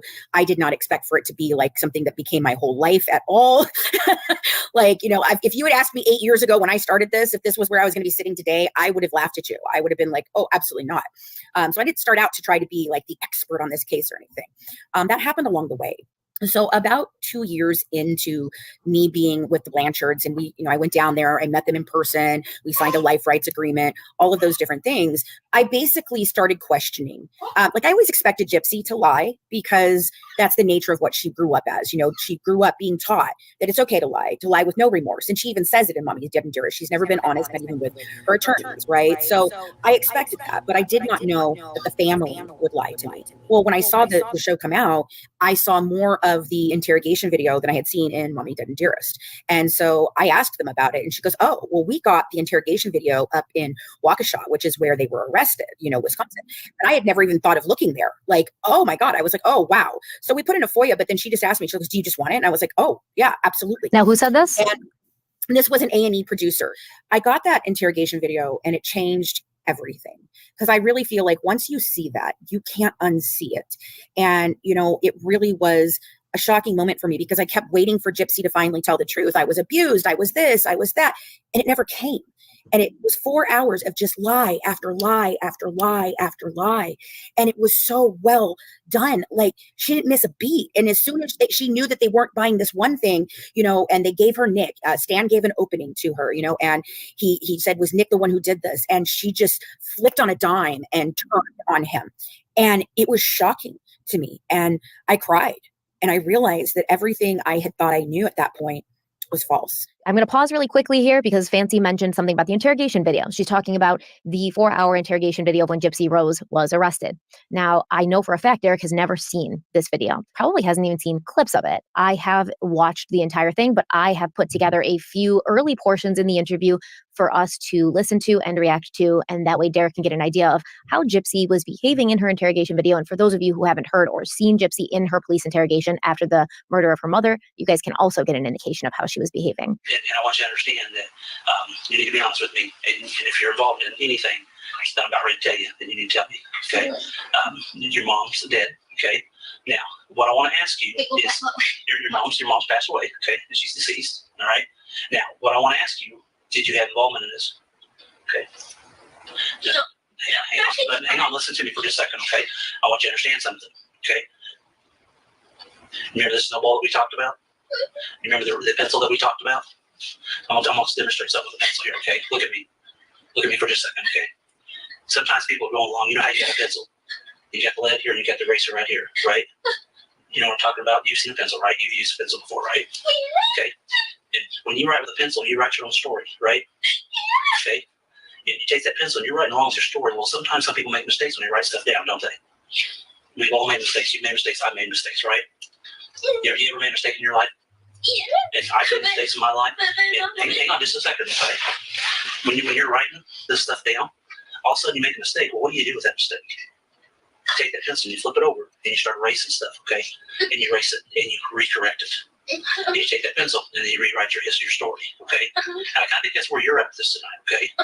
That you have a chance to rewrite your story. And I think that's what you can do, is you can rewrite your story tonight. Okay, like I said earlier, I don't think you're a bad person. I really don't. You know, I don't think that's you at all. And you're not out here, doing things that are so bad that nobody wants to talk to you, nobody wants to be around you. I don't think that's you. Okay? But what I do think, what I do think is there's some stuff going on that you and I need to talk about. And why these things happen, okay? And that's where we're at with this. Okay? Now, I want you to understand something. That you need to be, look at me, okay? Look at me for just a second. Okay? You're in a situation where you can help yourself right now, okay? And that's what you need to do, okay? You've got to help yourself, okay? Because the more and more you let that snowball roll down that hill and get bigger, what's going to happen is it's explode. And that's what's going to happen with you, You don't want that, do you? I don't think you do. I wouldn't want that. So we've got to rewrite history. We've got to rewrite some things, don't we? Okay? And I think that's where we're at with all this, right? What happened with your mom that night? I don't know what happened with mental health. Okay, you just listen to me, okay, sweetheart? You know what happened to your mom, okay? You know exactly, sweetheart. Listen to me. Let's not go down that road of taking your pencil. And I want you guys to understand that she does know exactly what happened to her mother at this point, right? And what she's doing is, one, she keeps covering her face because there's not real tears coming here. And then, Mac, you're echoing. Okay. And then on top of this, what she is doing right now is, and Nicholas talks about it in his investigation, that they did not know how much the police would or would not know when they got caught. And he knew he was going to get caught. He had a sinking feeling that he was going to get caught, and they had a plan to lie their way through it and to be able to try and figure out, what did detectives know? And that's what she's doing right here. She's going to go through a series of different things. Was it this? Was it that? Was it this? And she's trying to not only garner information from him, but she's trying to break him down, because she does the thing where she leans forward and she touches his leg. And all of those things are things that are manipulative. And she is trying to manipulate him. And just like I did with Rod, people try to say, oh, in a court of law, you wouldn't have been allowed to do that. Actually, I would have been allowed to do that and talk over him and say, no, sir, you answered your question, moving on. Because and Derrick's going to talk about this in a second, because when you're in a situation with someone you know is lying, you're not going to sit there and allow them to just continue to freaking lie, because the longer you do that, the more they think that they are getting away with it, and they will just continue on. And this man is already been on, on a plane and been at a crime scene for hours and hours and hours. And, so he's like, no, I'm not dealing with any of this. I am in here. I'm going to get this answer. We're done here, young lady. And that's it. He's not going to allow her this elaborate time to create this freaking narrative that he knows to be untrue. Why do you let liars just continuously keep lying? There's no reason for it if you know it's not true. Yeah, it's time you're not going to get back. Right. And Amy, I think you have to drop out and come back in, baby. It's just Okay. purposeful. Go ahead, Emma. She's able to still be out right now. Like, bro, she lied in the. Oh my god, I can't. It gets me angry. It makes me angry too, because you're talking about, there are several other cases where the person who did not wield the weapon does more time than the person that wielded the weapon. For instance, Pam Smart, Pam is in jail or in prison for life, whereas the three people that she convinced, or allegedly convinced, because I have some issues with Pam's story, and thinking that maybe, there's some things that we don't know about it. And I do think that she might be a bigger villain than they have, or a less bigger villain than they made her out to be, but she's doing life. And these boys that she convinced to do this for her, allegedly, are out here walking around. Same thing with the Ken and Barbie unalivers up in Canada. I'm sure you know about them. Right next to me, by the way. Oh my God, I would be so freaking. And she has children. This is a woman. Go ahead. She reminds me of what's gonna happen to Gypsy. Yeah. She tried to volunteer at the school. Oh my God. She volunteered and the parents got so fucking mad. Yeah. Well, here in the United States, they have to run background checks, and if they come back with anything like that, they're not allowed to be on school property other than to pick their children up, and that's it. That's why I feel bad for Yeah. the child. Yeah, I feel bad for the child for sure. Do I think the child is going to turn out to be a great kid and wonderful and be a productive member of society? No. But it's not her fault, that just like it wasn't Gypsy's fault that she ended up like this. Her family created this. Well, she's going to do the same thing. In fact, she's bringing her child into an even more chaotic freaking situation than she was brought into. Like, at what point in time do you break the effing cycle? At what point in time does this family say, look, no, you were a child who was sick. You were spoiled rotten by your mom. We weren't there. We're sorry we didn't do anything for you, but we're here now, and we're going to hold you accountable today. We're going to teach you how to be a productive human in society. We want you, if you're going to have children, we want to make sure that you're equipped to have these children. It's not a strain on her health for any reason, because even having the child is a strain on her health. Like, there's just so many reasons why this child is not a blessing for them. I hope that this child is given the opportunity to walk away from this family with itself intact, but I don't feel hopeful for the child. Yeah, exactly. Well, with the family they're going to be raised with, this is not. And again, it's a situation of both sides being unable to really give a good home to this child, because Raina is no better and Ken is no better, and he's a doofus, and the best thing could be if Ryan was the father, because at least I think his mother would step in and guide him through raising that child. But Exactly. you leave it in the hands of these people, that poor little girl is just kid's doomed. That's basically what you Yeah, have to say. the kid's fucked. Yeah, the kid's fucked. Exactly. And it's sad, because it's just another, we're going to watch it happen again. And it's like, nobody cares. And they're like, just let her live her life. Well, I'm sorry, but no. Yeah. Just, And write a bunch of mistakes down. And then when you get to a certain point, that paper's gone, and guess what? You can't erase it, can you? No. You can't erase it anymore. Do you want that? I don't think you do. I think you're smart enough to understand where we're at with this, okay? I think you know, okay? And I know that you know, all right? I wouldn't be here if I didn't know. And I know the answer to a lot of these questions, okay? I already know them, okay? I know them, and I'm giving you a chance to be honest with me, okay? Because you don't want this thing to spiral out of control. Okay?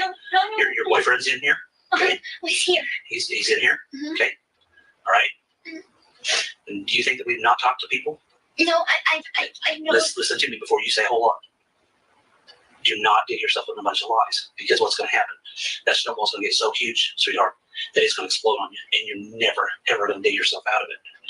Do you understand me? I understand. So I want to know, okay, why? Why did you guys hurt your mom? Okay. We would never. Sweetheart, look at me. Look at me. I've got kids. I've been doing this for a long time. I know, sir. And I want you to understand something. Don't dig yourself out. Don't go down that path, okay? Because listen to me for a second. You go down that path, and what's going to happen? What do you think is going to happen if you go down that path? It's not a path to go down. Like anything, I don't tell lies. Okay, don't sit here and lie to me, because if you do, what's going to happen is it's going to get bigger and bigger and bigger. You're not going to remember the ones that you've told other people, okay? Other people that I've probably already talked to. You understand that? I understand. Okay. Why? Would you like me to start from the beginning? I only want you to start from the beginning, but we'll talk about that here in a minute. And I'm glad you're making that progress, okay? I'm proud of you for that. But the first thing that we need to get out of the way right now is why. That's the biggest thing. You've got friends that love you. Of course I know. You and your mom. Yes. Have friends that care for you. I know. You know what? They're down the bottom of this hill with that snowball, and they're asking all these questions. They're asking why. I know. Now, help me give them an answer as to why. Okay? You have to give me an answer as to why, because they are so concerned about you. I know. I have a lot of friends in Missouri. I know that. Okay. And I would never hurt my mom. Okay, sweetheart. Do you really want to dig yourself? You're digging yourself deeper. Okay? No, seriously, I would never hurt her. Listen to me. Okay. I don't play around with that. Okay. I'm not going to play around with this. Okay. Sir, I didn't do anything. Listen to me. Don't let that snowball get bigger, because that's what you're doing right now. Okay. You have a chance. You have the opportunity right here, right now. Because once I walk out that door and that opportunity's gone, guess what? It's gone. It's just like when that paper's taken away when you're writing that pencil. You don't have a chance to erase that mistake. Okay. Sir, I have a million questions right now. Okay. You know what? I'm proud of you for wanting to ask those million questions. And you know what? We can answer those. Okay. Okay. But we got to get down to the bottom of why. Okay. The why. And your friends are very, very concerned about you. They all love you. But guess what? Sure. Those friends are standing at the bottom of that hill. I understand. And that snowball is getting ready to crush them, because they want to know why. It's very, very clearly. You think that it's me? Why do you think that it's me? I have always thought my mom and I are best friends. Listen to me. Oh, okay. I that one just hits me every time. You know, no. You think it's me? And this is where she realizes, oh shit, it's not working. New tactic. Let me try to get a new tactic in here. And she's like, okay, so this is the perfect opportunity right here for her to say, sir, you don't understand. My mother was abusing me my whole life. And what does she say? She doesn't say that. What does she say? No, I would never hurt my mother. She's my best friend. Well, just think what she did to her best friend. Exactly. And then she's continued to do this to her best friends. And this is why I'm convinced that it was Christy and Mike Stanfield that inspired this, because wouldn't you have said it like right fucking away?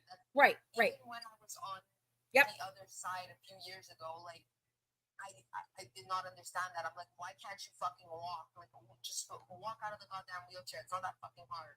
Sorry. Well, I mean, it in that sense, you know, I have mixed feelings on it. But right here, he's asking her why, and instead of saying, in the interrogation, why the fuck didn't you say that you were abused? right. Why didn't you say No, because that wasn't her plan. Her and Nick had a plan, and her plan was to pull a Gone Girl and head off into the sunset wherever the hell she was going.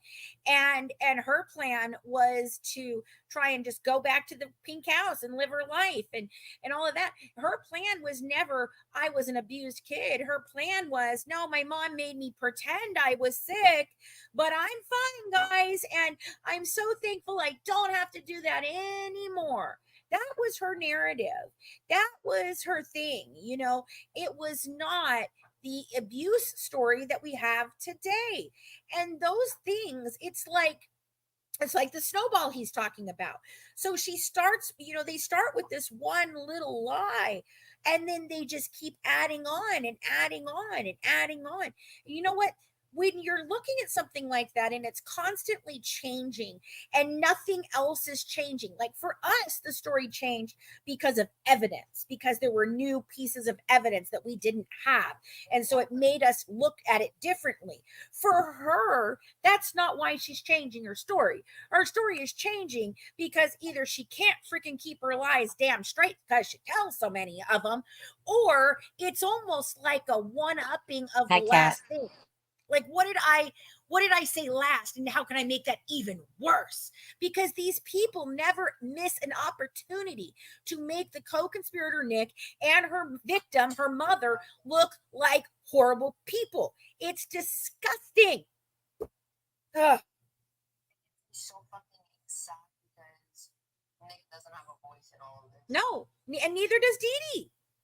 They've lost their voices, and the only one we've heard is Christy. Not even Gypsy this whole time, Christy. And I think you're right, Emma. I do believe that it was Christy and Mike who decided to make this story the way it is. I think Christy knew that in 2007, Dr. Flasterstein had put that into her file, because I'm sure Dee Dee called her up and said it, because she's probably pissed as hell. They were friends. They were friends. And people don't seem to understand that. Knows that they were friends. They were literally working together. Yeah. And I think they were working together on a whole lot more than anybody knew they were working together on. That's my opinion. All right, well, let's keep going here. It's going to take a second to re-freaking boot. But I mean, this is, so we're only a little bit into this. You guys are going to have to go over and watch it on our. Please don't make yourself an insult, and that's what you're doing. You're still doing it. Here we go. Okay. What do you think? Do you not think that we've already talked to some people? Okay. Do you not think that we've talked to everybody? I mean, I'm not going to come in here without having all my things in line. Okay, I want you to understand that. Of course, I understand that. Had been this horrible victim, if she was trying to get away, if this was just a relief to her that finally her attacker, this person who had tortured her for so many years, was gone, you'd think she'd be running into the police's arms saying, yes, I had her killed, but it was my only option. I had nothing else to do. Like, I had to get out of there. I'm sorry. I feel terrible. I wish that I hadn't, but I came to a place where I felt there was no other choice, that it was her or me, which she has said that multiple times since. But there's none of that in this interview. No Gypsy talking about the horrible treatment she received at her mother's hands. It's just basically her denying that she had anything to do with it. Yeah, and I could see the interrogation tactic that's being used in this interview. Very straightforward. You don't want to give them an opportunity to say, I did it or I didn't do it. You skip right over that. First off, he tries to soften it by saying, I think you're a good person. I don't think you're a bad person. I think that, you know, I have children. He's trying to get her to open up to him. And when she tries to go off track is when he puts the bumpers up and says, no, we're not going there. And he poses the question, why? So he's skipping over the, you did it. Your boyfriend did it. Did you do it? Was he involved? Were you involved? He's skipping right over that and getting to the why. Because if you can get her to answer that question, if you can get her to say, well, you know, my mom wasn't nice to me, that in and of itself is an admission of involvement. So he's trying to go with that tactic, and she's doing different things to kind of divert the conversation and still play up the idea that this is a complete shock to her. And he's a little bit more aggressive at that point to say, I'll let you speak. You have no problem. You have no problem talking whenever you like, as long as you're answering my question. I don't want to go off on these side quests. I want to hear the why. And unless you're going to talk about that, I'm not interested in hearing you speak. And he's really drilling her down and holding her accountable. And it's a effective tactic. It can work. It might seem like at first, oh, he's not letting her speak. You don't want to do that, because if you allow them to speak, they will go on for 30, 40 minutes in an attempt to divert the conversation. So it may look almost like he's being, some of you may say as you're watching this, wow, he's being awful mean to her. This is this young girl. I don't think so. I think he's being very sweet. I'm not saying you, but there will be people who look at this and go, wow, he's being so aggressive. Why is he approaching her like that? It is a strategy that has been proven time and time again to work as far as keeping someone on task and holding them accountable by saying, hey, I don't think you're a bad person. Just tell me why. That's all I want to know at this point. And then you can reverse engineer it and work backwards. Once they say the reason why, or at least give a start as to why, you can say, okay, well, then what happened? How did we get here to this why? And that's when you start to get some of the specifics where you may uncover some guilt knowledge. I think he's being very balanced and measured with her. You know, he's walking the line of calling her sweetheart, telling her, oh, I'm proud of you. I'm proud that you're ready to talk. But also he's being firm, where he's like, okay, yeah, but I need to get you on track, and I need to keep you on track. And I need you to understand, for your own good, we already know so much. Lying to me gets you nowhere. Let's just figure this out together, kind of thing. But she's not, she's not. And I always, every time he's like, your mother's dead, and she's like, oh, what? It always gets me, because it's like, even if you can't say like, oh, she was Dee Dee's partner in crime, or even if you don't say, that she knows her mother's dead. And so you can see illustrated here. Exactly. What an amazing little actress she is. So, all right, I'll push back on it without knowing as much as you know about the case. You've researched it, you know this whole script, and there's a lot of people out there who know more than me. Let me just push back on it for a second, okay? Is there a world, I always say that, you guys come at me for it, take a drink every time I say, I see a situation or a world where this could happen, all right? Let's play this out quickly, because we got a lot to cover. Gypsy's incentivizing or enticing Nicholas Godejohn to commit this crime. She's manipulating him. She's not necessarily saying, this is what I need you to do, but she's setting up the foundation to basically create an environment where he wants to do it, right? She's trying to manipulate him like she has manipulated others with her mother in years past. So she keeps pushing him. She keeps pushing him. She keeps stoking the fire. She knows it's getting to that point. We could be looking at a situation where she felt like this was going to happen, and this might be affirmation. Your mom is dead. Those words, your mom is dead. That reaction, it might be genuine to a certain degree, as far as not necessarily being surprised that she's dead, but the finality of it. Your mother, and she referred to her in this interrogation, this little clip we had, is, we're best friends. There might have been something in there where she finally gets that confirmation. There's no going back from this. Your mother, she's gone. So could it be just tears? Could it be acting? For sure. She knew her mother was dead. She let him in. She planned the murder with him. I'm not coming from the perspective of what you know. I don't know any of that. What I'm coming from is a perspective of the people watching this, the people like me, the novice viewers and listeners who are coming along for this ride with us, who do not know any of that context at this point. They could be watching that video like I am and saying, wow, without knowing the specifics of the murder itself, I could see a situation here where this is the first time she's hearing that the person who raised her, the person who's done everything with her up to this point, is dead, and you are responsible for it. You contributed to this. She's not going to say that part, but my point being, it could be a combination of acting and genuine feelings of, oh my God, I actually did this. This actually happened. But it's not, because now you have that context, and you know that she knows very well her mother's dead. And the fact that, as a novice listener, without knowing the context, that she let him in, that she planned it, that she was well aware, that she went on the run with him. That's what I'm saying. But now knowing that context, isn't it crazy? Because she is such a good actress that if you didn't know that, you would absolutely think this girl's genuinely like shocked and upset. And I think that's kind of the point. We're getting ahead, but did she admit to letting him in? Yeah, of course. Like eventually, yes. Okay. We know that's what happened. Because is that a version of it, or is she admitted that, yeah, I let him in to go kill my mom? Are you asking me, like, factually in this case, has it been proven that Gypsy Rose at the time of this police interview knew very well that her mother was dead? I'm asking you, is it possible that at this point, even though she contributed to let's say everything you just said is true, did she know that her mother was dead, or that she basically opened the door to let the wolf in? She knew that her mother was dead. How long had her mom been dead at this point? Not long. It was maybe a couple of days. So days, not just hours. We're talking days. Yeah. Okay. So at this point, when Gypsy's at the police station, they're in the police station in Kenosha, Wisconsin. They're not in Missouri. They're not in Louisiana. This is where Nicholas Godejohn lived. So he traveled to her house in Missouri. She let him in. The whole murder happened. And let me just say, Gypsy claims she was not present for the actual stabbing of her mother, but there are some people who believe she was. Well, there you go. There's some possible or potential evidence that shows she may have been more involved than she claims. And that's the problem with Gypsy, is she lies so much. You don't know what's the truth. So easily and so well. Yeah. You can't tell the difference between the truth and fiction. And by the way, I'm not a Gypsy Rose defender. I'm just trying to be the other side of the aisle, because I know that just from reading the comments from you guys, I'm not going to be the only person that thinks this. You just said it. Gypsy said she was never in the room when it happened. So if we're to believe Gypsy Rose, we could be looking at a world where she let him in.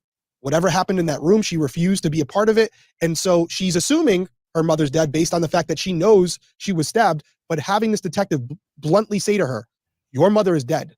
That reaction in that moment, was it real? Was it not? You clearly don't think so. And I think a lot of people will agree with you. Remember that Facebook post that bitch is dead? The one that actually brought law enforcement to the plant. Gypsy wrote that. That was before. That was before. So June 14th is when that Facebook post goes out. June 15th is when Gypsy and Nicholas Godejohn are arrested. Yeah. And Gypsy said, I wrote that on Facebook so that my mother's body would be discovered and she could have a proper burial. Okay. All right. Well, let's keep going with it. I'm going to keep approaching this from there's things that I've heard. Gypsy Rose was everywhere. I obviously know I freaking love her. Like, I love her, and I like that he's giving this, devil's advocate, but I love that no, he's not listen, Verna, No. look, you have to understand what's happening here. Okay, Stephanie is leading him through this case. He knows nothing about the case. He has never looked at anything on the case. He only knows what Stephanie is telling him based on what she has done the research for. This is not his case. He does not, his name is Derrick Levasseur, and he is a retired homicide detective. He was on Breaking Homicide on ID. That was his show. Okay, so he's not informed. He's letting her inform him. He's asking questions that he knows the audience that may not be informed is going to ask. Yeah, he's playing devil's advocate. He is. He's playing devil's advocate. He's trying to and give. He's right, though. He's right. There are people who are going to ask those questions. There are going to be people who don't know about her as much as we think they do. There is people that don't know. So I like what he's doing because he's challenging. Yeah. He's challenging. He does. He challenged me many times, and I wish they had shown more of that. But no, he does not know this case at all. He's not just a what if conversationalist. He's being unbiased as far as I can see. Right. He's being unbiased. Yes, he just wants to know. Okay, so she did know that. Okay, so she did da da da. You can see that he's learning as it goes on. Which is helping prove Stephanie's side to this, because it's giving her the opportunity to push back at him and say, no, Derrick, no. People might think that, but no, that's not what happened, and here's why. Right. So I think that he is, I think that he is doing a great job here, and he did. When we ended, his answer to me was, I want to see everything. I do want to know more about this. I'd love to see the medical records. I'd love to see the crime scene photos. I'd love to have the case file, because he doesn't have any of that. Stephanie has it. He does not. And that's the way they said it. And it does get irritating to the audience, because we know the truth. We know what happened. Yeah, we know what's going on. You got to realize he truly doesn't. He truly doesn't. Right. And he is truly just asking questions that a lot of people do ask. But just because we know the truth doesn't mean we shouldn't give him, the respect that he deserves. Like, honestly, he does. No. And his idea is to not.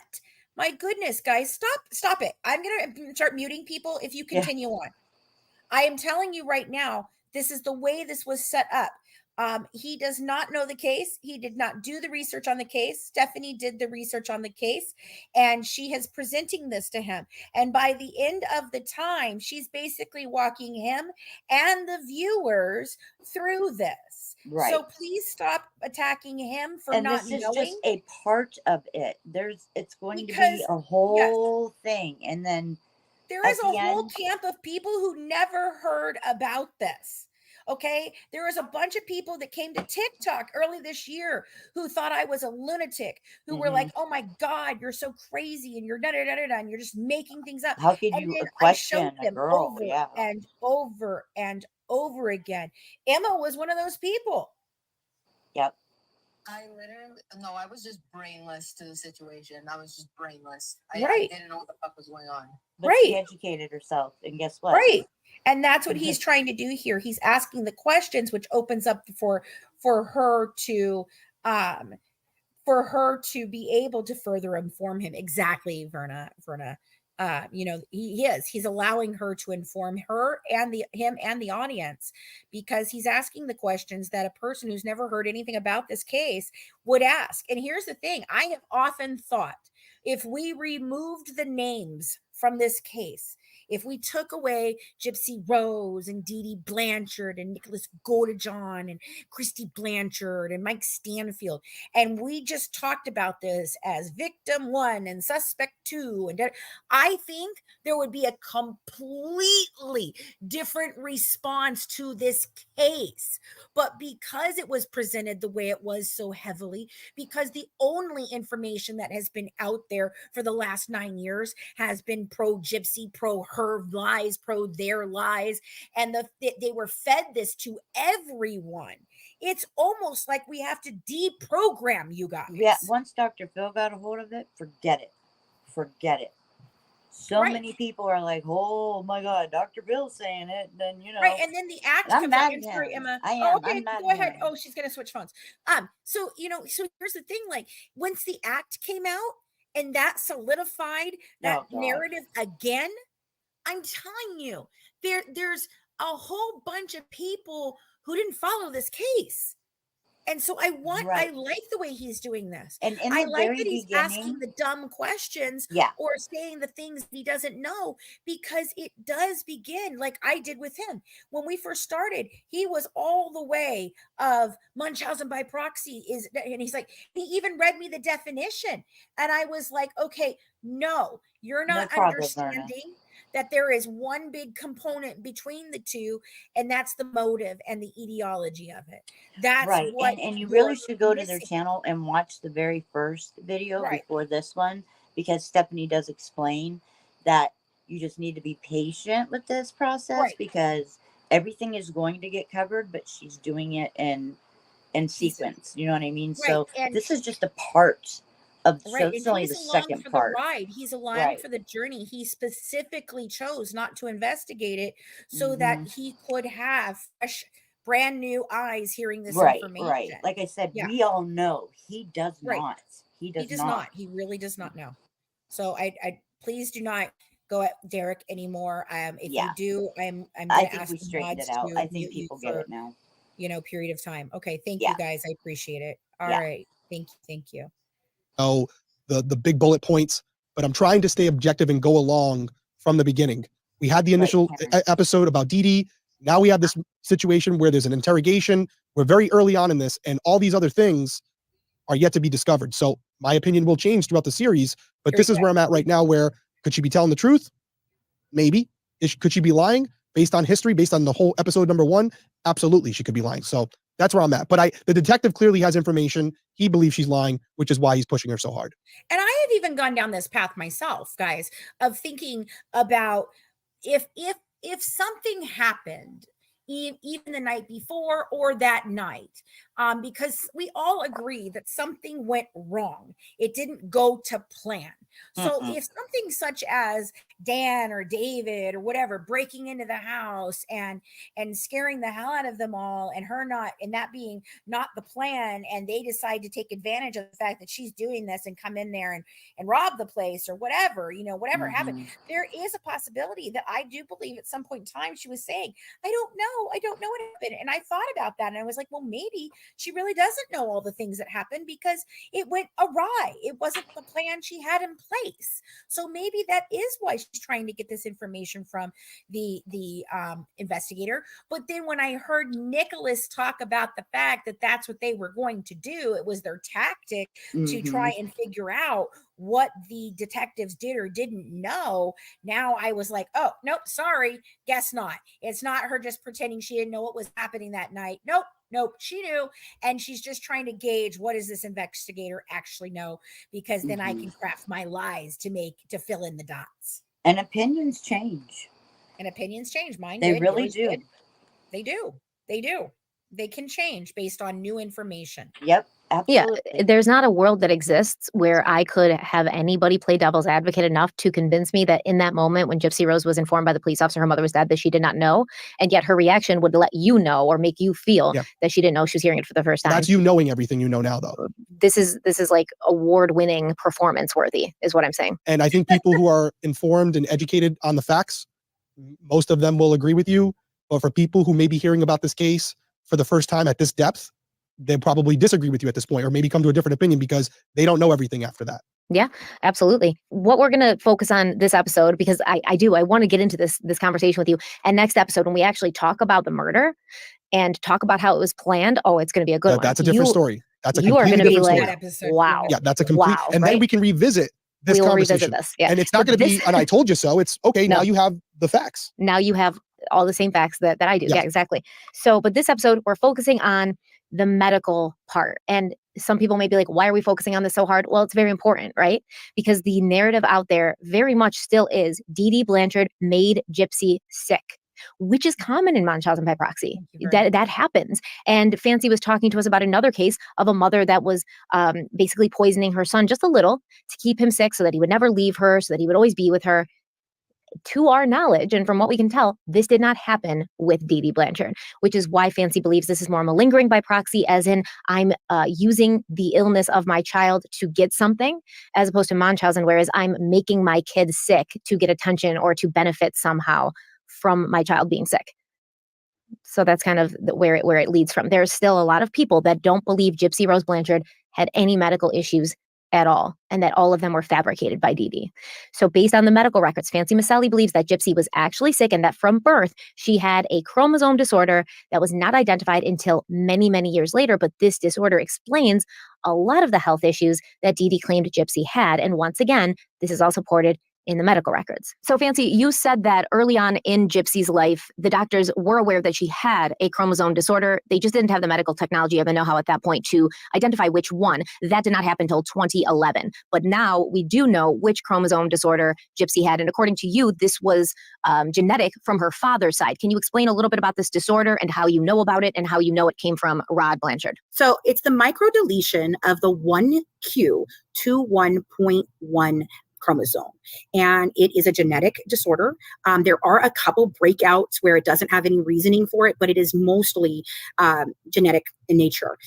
So in 2011, when they finally identify this deletion, it clears up a lot because this deletion can have failure to thrive. You have muscle weakness, you have eye problems, you have feeding problems, you have all the different things that she had along the way.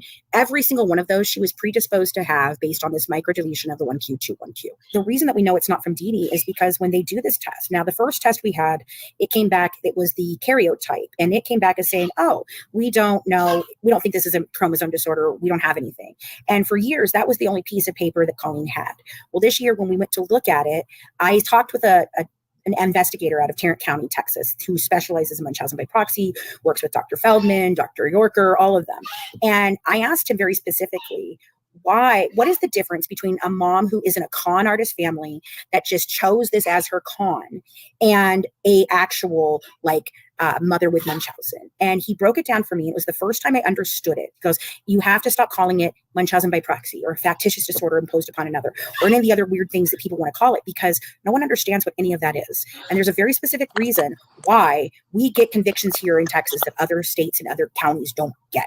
And that's because we put it into terms that's very simple for a jury to understand. And it comes down to, is it or is it not medical child abuse? And if you only use those words, medical child abuse, it becomes very clear.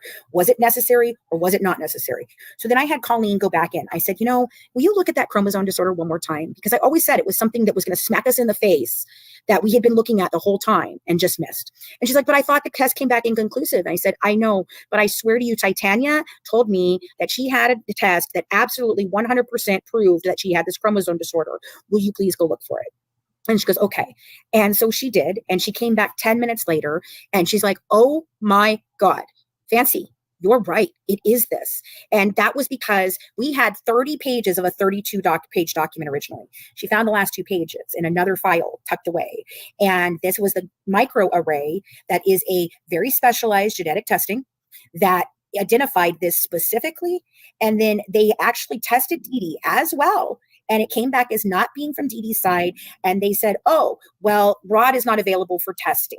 So we're going to start discussing Gypsy's medical records from the year 2000. And I know we already went to Missouri, but we're going to go back in time a little bit because this is when the medical records really start picking up. And this is when she still would have been in Louisiana. So it starts on October. Matt, can you pop up that truth seeker for everybody? I want to read this. Ask anyone with a rare disease or chronic condition how many tests they have that turn out to be unnecessary in the end. It's all part of a diagnosis. It's as simple as that. Exactly. That right there. It's that. I can't right tell you the there. test I had to go through before they finally found out I had RA. I went through so many tests, so much waiting. Yep. There's a lot of tests. Yep. I'm still going through tests trying to figure out what's wrong with me. And one of the doctors did misdiagnose me with fibromyalgia because he didn't want to do the work. Instead of doing part of the process. When you're diagnosed with fibromyalgia, it's supposed to be the actual wrong, everything else. Thank you guys. Thank you so much for the love and the hearts and everything.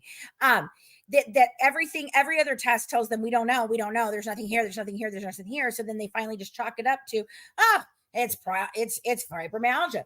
Well, what happened with me is I get sent to this endo, and immediately I start explaining to him the actual, what happened and why I was there. And without doing any tests, without doing anything else, he literally just goes, "Oh, well, it's fibromyalgia." And I'm like, "Are you sure?" And he's like, "Yes."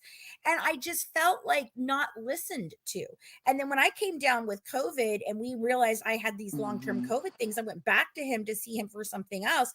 And he's like, "Well, I already told you it's fibromyalgia." And I'm like, "No, this is something different. You're not listening." And he's like, "Well, I don't think it's that, but I guess I'll run a test for you." And I was just like, "Are you serious? Like, do you just not want I'd to be like, do I your think job?" I'll find another I got up doctor. and walked out in tears, and I told him off. I said, "You know what? I won't be coming back. No need for you to run any freaking tests today, because I'm done with this. And I don't want to freaking, I'm not going to sit here and listen to you. The Not even want seriousness to too take of something like serious." of being put on medication. I mean, okay, so for me with RA, you know how long it was before they even found anything that could work for people? That could work, And right. even still, that doesn't mean it's going to work for you. I mean, I Right. went through, Okay, it's no a problem, form of Mama. it's a form of chemo, but I've gone through that. They've put me on anything you can imagine. And just within the last 3 years, I've gotten something that actually works for me. But that's how long it's taken, because I've had this for 25 years. Right. But I went through so much, and my body has been through so much. It's part of the damn process. I mean, I did feel like a guinea pig for a while, but then I was like, but what else is my choice? What else is your choice when it comes to that, So we're going to get into the medical records. I kind of want to skip over it because you all have heard me talk about the medical records more than enough. I want to kind of get in here to their reaction to things. Let's see where we go if we hit a route right here. Let's see what we and hear. he's out of the same hospital as Dr. Beckerman. Now, the interesting thing is, you will see that Dr. Steele, and he's been interviewed, I believe it was the Prison Confessions of Gypsy Rose where he was interviewed, and he said, I didn't have these medical records. They were lost in Katrina. And when he says the medical records, he's speaking specifically of the medical records before 2005, the Louisiana medical records. He claims he doesn't have them. So when Dee Dee says Gypsy has muscular dystrophy, he goes along with that, even though in the medical records from Louisiana, it says that she was tested for that. It was negative. When Dee Dee mentions, possible cancer diagnosis, Dr. Steele says, well, it was troubling because she didn't know what kind of cancer or what kind of treatment Gypsy had been under. And yet it still sort of gets like pushed along as if it's true and accurate. And he says this happened because he did not have the medical records. So he only had Dee Dee Blanchard's word to go off of. But according to Fancy Miss Sally, and she says this is in the medical records, Dr. Robert Steele requested the medical records from Louisiana on September 23rd, 2005, and he received them. So he had these medical records, and it is a full 2 years before he sends those records to any other doctor. And that doctor, when he finally does send those records 2 years later, is Dr. Bernard Flasterstein, who is a pediatric neurologist. And we're going to get there, but that's 2007. On 8/23 of 05, Katrina hits. They end up in the Superdome. Okay, so I want to talk about that for a second because again, here we are, and it is definitely, he had these records. There's no doubt about it. There is nothing. Do you know why we have the records? Because they were in his records. I never got the records from Louisiana because Christy didn't want me to have them. Didn't bother to go get them. Mike Stanfield had them. In fact, his paralegal freaking admitted to having the ones that I wanted the most, which was the Bayou doctor, Dr. Petrie, supposedly no relation, but it's got to be related somewhere in there. And she is the one that supposedly, Christy said she threw her out when she came in there and asked for the wheelchair. I don't have that. I don't know when the feeding tube was placed. I don't know any of those things because we don't have them. And it's not because Dee Dee locked them down. It's because Christy locked them down. Because Christy is in charge of giving them to people. And she doesn't want to give them to people like me who ask too many fucking questions. But she gave them to other people.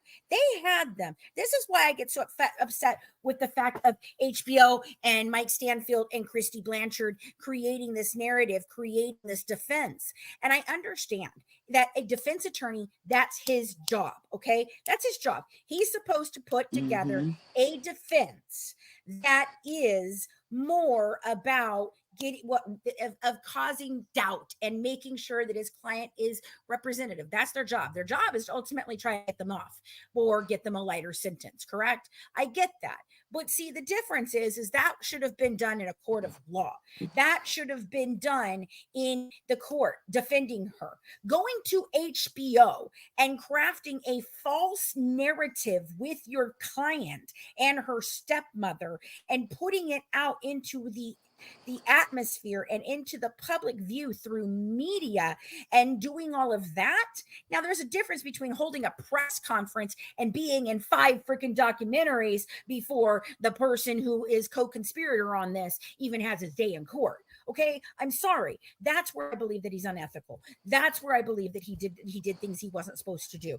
And he did. He broke the law. Patterson sent it to me. I posted the video a day or two ago of where Patterson literally said Mike Stanfield was given permission by Gypsy Rose to release her discovery file. That was a violation of a Missouri state law. It's a violation of every state freaking law and a federal law and all of that shit, because the only reason you are afforded your freaking discovery file at that point in time is because it is to aid in your defense.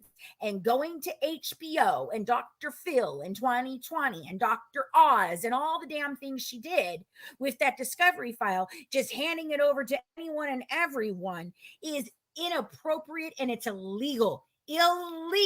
And they did it over and over and over again. And then I would like to understand how Mr. Patterson decides that it's okay for him, who is prosecuting another member of this. He's going to tell me they broke the law, but sir, you were in those documentaries. So not only did you not prosecute Christy and Mike and Gypsy for breaking the law, you participated in it. Exactly. That's some ballsy fucking shit right there. Yep. You know, but tell me again, it's an election year and this man is investigating certain types of cases, and then the honeypot of all honeypots drops in his freaking lap, and he's got to go hard on the outside shooter, you know, basically. Why do you hire an outside hitman? You know why you hire an outside hitman? So that they will go back outside. That's why. So that they're not caught in your community. They go home. Same reason why you pay a hooker. It's not because of the sex. You pay her to go the hell away. Yeah. I'm sorry. That's the truth. Who gave them the idea to do that? I believe it was Christy Blanchard. I think that Christy knew exactly what had been going on for all those years, in my opinion, allegedly for entertainment and educational purposes only. I believe that she knew that Gypsy, or that Dee Dee, had been accused of Munchausen by proxy. I believe she knew about the CPS visit. I believe she knew about Gypsy getting caught with men. I think she knew that Gypsy had a chip on her shoulder for her father and did all of that. I think she knew that. I think she knew in 2011 when Dee Dee probably called her up and said, hey, we need you guys to go get tested because Gypsy's got something and we finally have an answer. And they went, no, we're not going to do it. No. And they have been informed over and over and over again that that's what they needed to do. I tried to inform them at the beginning of this year when we found this, so that Gypsy would not go out and procreate before they understood what ramifications this would have for her and the child, in just physically and health wise. Okay, this could be a strain that Gypsy does not recover from. Her body is weak. She's literally talking about having freaking numb legs. And girlfriend, you are not big enough or heavy enough as a pregnant woman for that to be caused because of pregnancy. That is because a baby is either sitting on your nerve or your belly is pushing down on something. It is not just a normal occurrence. You're standing there cooking dinner and you're talking about your fucking legs are weak. You're standing there saying, my legs are numb.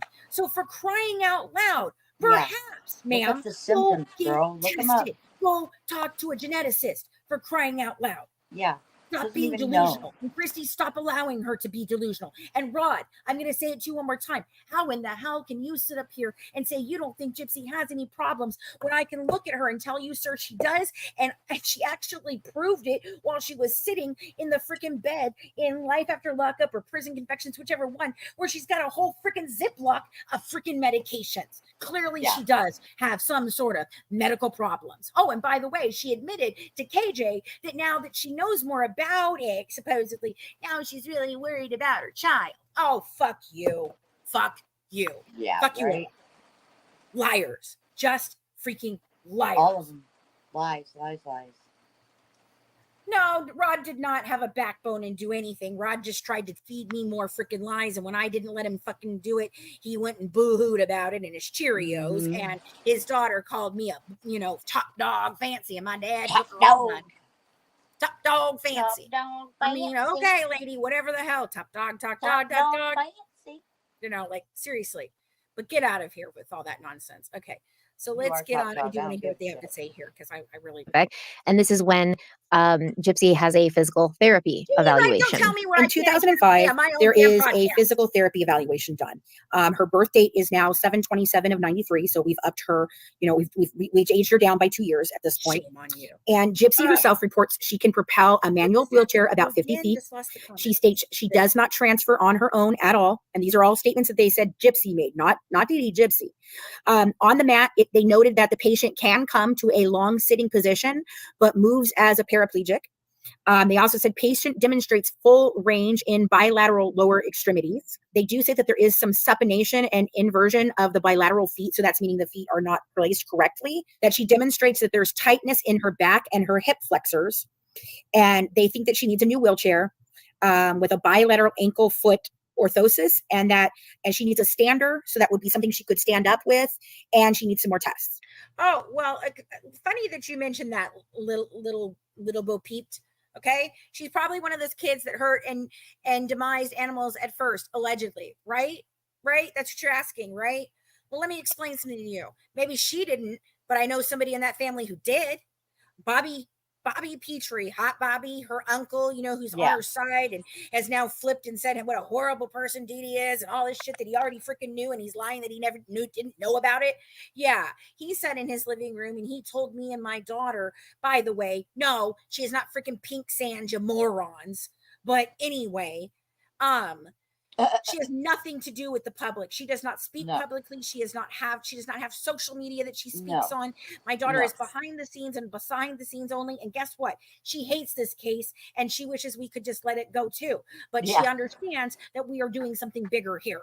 So, thank you guys for bringing my kid into it when she has nothing to do with any of you asshats. Yes. Is it one of my mods? Yep, it sure is. Do I know who it is? Yep, I sure do. Is it my daughter? No. Anyway, back to Bob. And not to our supporters. These are to the people that are being dumb and assuming things and saying things that they shouldn't say. Right. Okay. So here's I'm sure it's probably that stupid lady that follows me around, Jan, all the time. There's nothing nice to say about me, and I blocked all of good old Jan. So I'm sure she's in here again because she does watch Ryan, and Ryan does cuss worse than me. So you all can go soak your ass. We're adults here.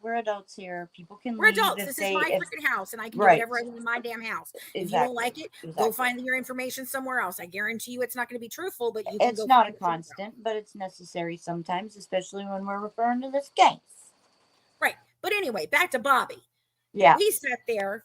Am I paused or is it because it's I have my camera off, so I didn't realize that you guys can't see me. It's been up for a while. So I do. Yeah. So I'm looking at myself and realizing I'm paused, and then I'm like, I don't have headphones on. What is going on? Okay. So where does the microdeletion come from? It comes from Rod's side of the family. All 4 of his children have facial markers for it. I would imagine if they would go do genetic testing, they'd all come back as positive. You can even go look at great grandma, who is Rod's grandmother, and she looks exactly like Gypsy. And if you go look at the microdeletion of the 1Q21Q on rarechromo.org and type it in as that, you will come back with a pamphlet that you would swear to God that Gypsy is the poster child on that freaking pamphlet, and she is not her. That is someone else. Anyway, back to Bobby. Okay.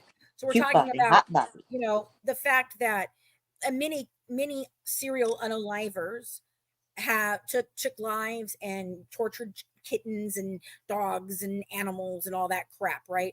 I don't have proof that Gypsy did any of that. However, I do know that she just left her cats and just threw them out in the freaking street. No food, no nothing. Just threw them out there because she was done with them. And there's a lot of missing dogs in all of this. They had a lot of animals all That's throughout. what I'm saying. Like, where did We all don't the know where they animals go? went. Yeah, We don't where'd know they where all they went. go? And there's never a post that's like, oh, poor Muffin crossed the Rainbow Bridge today. No, no, there's none of those posts. No. There's none of those posts. So here's what Bobby had to say. He said that when he was young, he was into a lot of deep, dark, horrible things, and his daughter saved his life. And it made him change who he was. And I admired that about him, because he said he was on a very dark path, that he could have been a very bad person. And I personally still think he probably is a very bad person at this point because of whatever, because of the way he's acted lately. But yeah, they're a bunch of narcissists. Exactly. He told me, and this is why I thought he was being truthful with me the whole time I was talking to him, is because he told me this, and he didn't have to tell me this, but he just blurts it out. And he's like, look, my daddy, who isn't his daddy, by the way, it's just his, it would be his actual brother, I guess. Yeah, brother. Oh, weird. I can't. Because, Senior had some relationships with Junior's freaking wife, and that's how Bobby came about. Okay, but Junior raised him. Hold on, I got to do my little verification here. Uncle, daddy, sister, mama. Yeah, uncle, daddy, sister situation here. Yeah. No actual relationship to Dee Dee at all, technically, if you want to go for that. Okay. No, it's not from, and it can be from that Cat Stoller. It can be from that, but it's not only from that. Okay. But I do think that can play a part into it. Yeah. It's also why I believe that Jill's child, Nicolette, the one that's 6 months younger than Gypsy, does not have as severe a look as the other children, because I think that Jill, I see it in Mia, is not a part of this 20 group family that kind of congregated to each other from all the time. Okay. Thank you. I'm actually playing that right now, Allie. So he says to me, my daddy used to tell me to go out into the neighborhood and poison the local dogs with antifreeze because they were making too much money. I mean, making too much noise. I did. And I did. And he did. He did. He did. Oh. So this is what this we do some time for that today. This is his whole family. This is Gypsy's whole family. We are not playing with normal people. These are not people that have good values. These are not people that are normal and a good American family on either side. The Blanchard family is just as riddled with rug addicts and offenders and criminals and all of that shit. These are not good people, folks. These are not good people. Okay? No. And I honestly think that Dee Dee is one of the best of the bunch, which is not saying a whole lot. Yeah. This is a bunch of sociopathic, and the thing is, she moved away from all of it too. Psychopathic people. Yeah. It's disgusting. It's disgusting.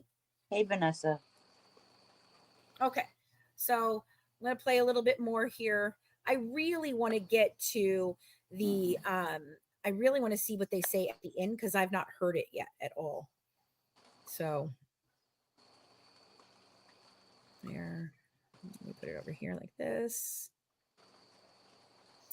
And this is the first time that they start saying again, once we get to Missouri, they say again that they think she could be malingering some of her range of movement for her legs. So they mean that Gypsy herself is kind of pretending things are worse than they are. Right. This is a time where she could have easily shown the people that she was there that, hey, look, I can move my legs a little bit more than my mom says. Like she could have said something right there. And nope, she didn't. She went along with it, and continued to do it. And there's even like a note about her arguing about whether she can do something or not. All right. So now we come to 2005, right? After this physical therapy sort of exam, between that and some point in 2007, everything's pretty quiet medically. So once again, we have a couple year gap where Gypsy and Dee Dee are not constantly going into the hospital. There's not these big operations or tests happening. And some might say this suggests that Dee Dee didn't suffer from Munchausen by proxy, because at this point, she's still getting free stuff. They're still going on trips. They're still doing all this stuff, living the high life. They don't need to be going into the doctors and doing all of this stuff. This kind of supports the malingering conclusion, which is they were in it for the financial gain and to get, attention from the community and to see what they could get from the community at large, the people who had, charitable hearts. So at this point, Gypsy's kind of just being a normal kid. From 2005 to 2007, like I said, there wasn't a whole lot of anything. Okay, so I'm gonna because skip they were in forward Aurora. to more of this over here. You guys have heard me talk about all of this. Is Gypsy faking again? I don't know what you mean, Kelly. I don't know what you mean by is Gypsy faking again. I mean, she's always lying, so I don't know what the hell you're referring to. Not to be rude, I just don't know. You'll have to be more specific. Oh, it's being stinky yet again. But I mean, but to embellish those issues, to make it a bigger thing than it is, Dee Dee's throwing Orajel on her gums to enhance the drooling. I mean, we can't say for certain that didn't happen. Well, I can't say for certain it didn't happen, but I can say for certain that the doctors kept checking for those things. Like Orajel and stuff on her gums? Yes. Well, they were looking for what were the causes, and they were finding what the causes were. They found their causes, and no one in there ever indicates, oh my goodness, I think the mother might be putting Orajel on there, because that's going to only be a temporary thing. That's not going to be something that just rots your teeth out from the inside out. So even if she was putting it there so there's extra saliva in one moment, they did all the tests to prove that it wasn't just occasionally occurring, or it wasn't something that the mother was manipulating. It was happening. Again, I still think that most of the embellishment was the two main things of cancer and muscular dystrophy. And again, it was only on the outside to get financial gain. And I also want to talk about the muscular dystrophy thing here, because I've thought about this a lot. I have really, really thought about this a lot. And yes, it was ruled out when she was 9, but you have to think about a mother who is told, nope, it's not the one thing that we thought it could be again. And so it's actually this type 2, fiber atrophy, and we still don't know why it's happening. And I'm wondering if Dee Dee was just like, yeah, I don't buy that. I'm going to go with muscular dystrophy because it makes sense. And it's a chromosome disorder. And you've been telling me it's a chromosome disorder. And maybe that's why she didn't know, when she's saying to the doctors, like, I don't know what kind of it is, but I think that's still what it is, because she may have just thought that doctor was freaking wrong, and they could have been wrong, but it is proven later that she does not have this. Now, when Dr. Flasterstein does the actual, the actual tests for it and everything, guess who knew that it wasn't muscular dystrophy anymore? Dr. Steele and Dr. Beckerman. And what did they do? They continued to chart it as if it wasn't, if he hadn't even run the test and tell him, no, it's not muscular dystrophy. And beyond that, it's not just not muscular dystrophy, but the doctor in Louisiana said it wasn't muscular dystrophy either. Oh my gosh, thank you for the beautiful necklace. I love that. It's not only is it not muscular dystrophy either, but they were clearly labeled it as not being muscular dystrophy. And so they don't even understand why you're considering this. You have the records, dude. You have the fucking records. He had them. He had them immediately. Dr. Flasterstein had them. He had them immediately. And somebody did say, okay, so it's not like that though. If a doctor, the second party doctor, gets them from the first party doctor, they can't just share them out with other doctors, so the third party doctor would not have them. That's not true. That's not true, because what you do when they decide that they're going to send you out to a freaking specialist, you sign a document stating that they can share all of your medical history, your medical records, and everything with them. They willfully did not share them with these specialists. Dr. Flasterstein had to get his own. Dr. Levasseur just believed the lie in 2013, 2011, 2013, all the way up until she was, he was with her all the way. So, hello, MS isn't genetic. I didn't say MS. I said muscular dystrophy. MS is multiple sclerosis. Different thing. Although I do know three brothers that actually had it. So Right. they all And had no, MS. They all had it. PRB is not licking her lips because she has a dry mouth. She's licking her lips because she still has an excessive amount of freaking saliva. Yeah, it's saliva. very apparent. Yeah. And It's by the way, extra no, saliva. putting Orajel. Do you know how much Orajel she would have had to put on her freaking gums to actually do About that? it. That just doesn't Get even the fuck sense. out of here with that dumb shit. Mhm. But you know what? Derrick is not a doctor. He doesn't know. And that the only reason I know is one, I have children and I've put freaking Orajel on their teeth. But Yeah. beyond that, I have doctors and nurses who verified, nope, that's not how this works. They did Botox, they tried this, they tried that, and it was still happening. It's very apparent that something is wrong in her mouth. Her teeth are wrong. Her mouth is wrong. It's apparent, and it is 100% a symptom of the chromosome disorder that she actually freaking has. So for crying out loud, can we stop making excuses that are bullshit for her? Can we just stop making stupid bullshit excuses? But didn't they notice during the sleep study the excessive saliva during her sleep? Yes, they did. Yes, they did. While she was sleeping, they noted it. So there you go. Exactly. Controversial. Thank you very much for that observation. Yeah. Exactly. Also, you know what? I want to know who the doctors that were performing this, thinking that she's a freaking, quadriplegic, paraplegic, and one of them is a quadriplegic, but most of them are paraplegic. I'm sorry. Were her legs moving when she was asleep during surgery and coming out of surgery? But I mean, I guess maybe it could be that they're just saying that it's like they're moving of their own, like I guess a reaction. But I just can't. I just can't with it. This is such a bad freaking job on everyone's effing part. Look, my stance is the same. Everyone failed that girl. Everyone. But it does not give her the right to take another person's life, ruin another person's life, and then continuously continue to ruin more people's lives because they're telling her, "Hey, babe, we know you're fucking lying. I'm sorry. I'm sorry that you think that you can get away with this, but you're not the little girl in the wheelchair anymore with your mama pushing you while she's almost on death's freaking door. You little freaking brat." Right. Knowing on the 8th that she is going to go home and unalive her mother in less than 2 days. And here we go. I'm pushing. She's got Dee Dee pushing her in a wheelchair, and she's not using her electric wheelchair. You want to know why I think she wasn't using her electric wheelchair? Because Dee Dee couldn't hold on to the back of an electric wheelchair. Right. She couldn't walk. She was very, very weak. She's you weak. can She even looks see like it. She's laboring to walk. Yeah. And there's Yeah. Gypsy in her little freaking hat and her little freaking crossed legs. With her legs all crossed. Can we stop and get some snacks at the vending machine? Because I'm a good girl. Yeah. Oh, fuck me. Yeah. It's so unfair. It's just,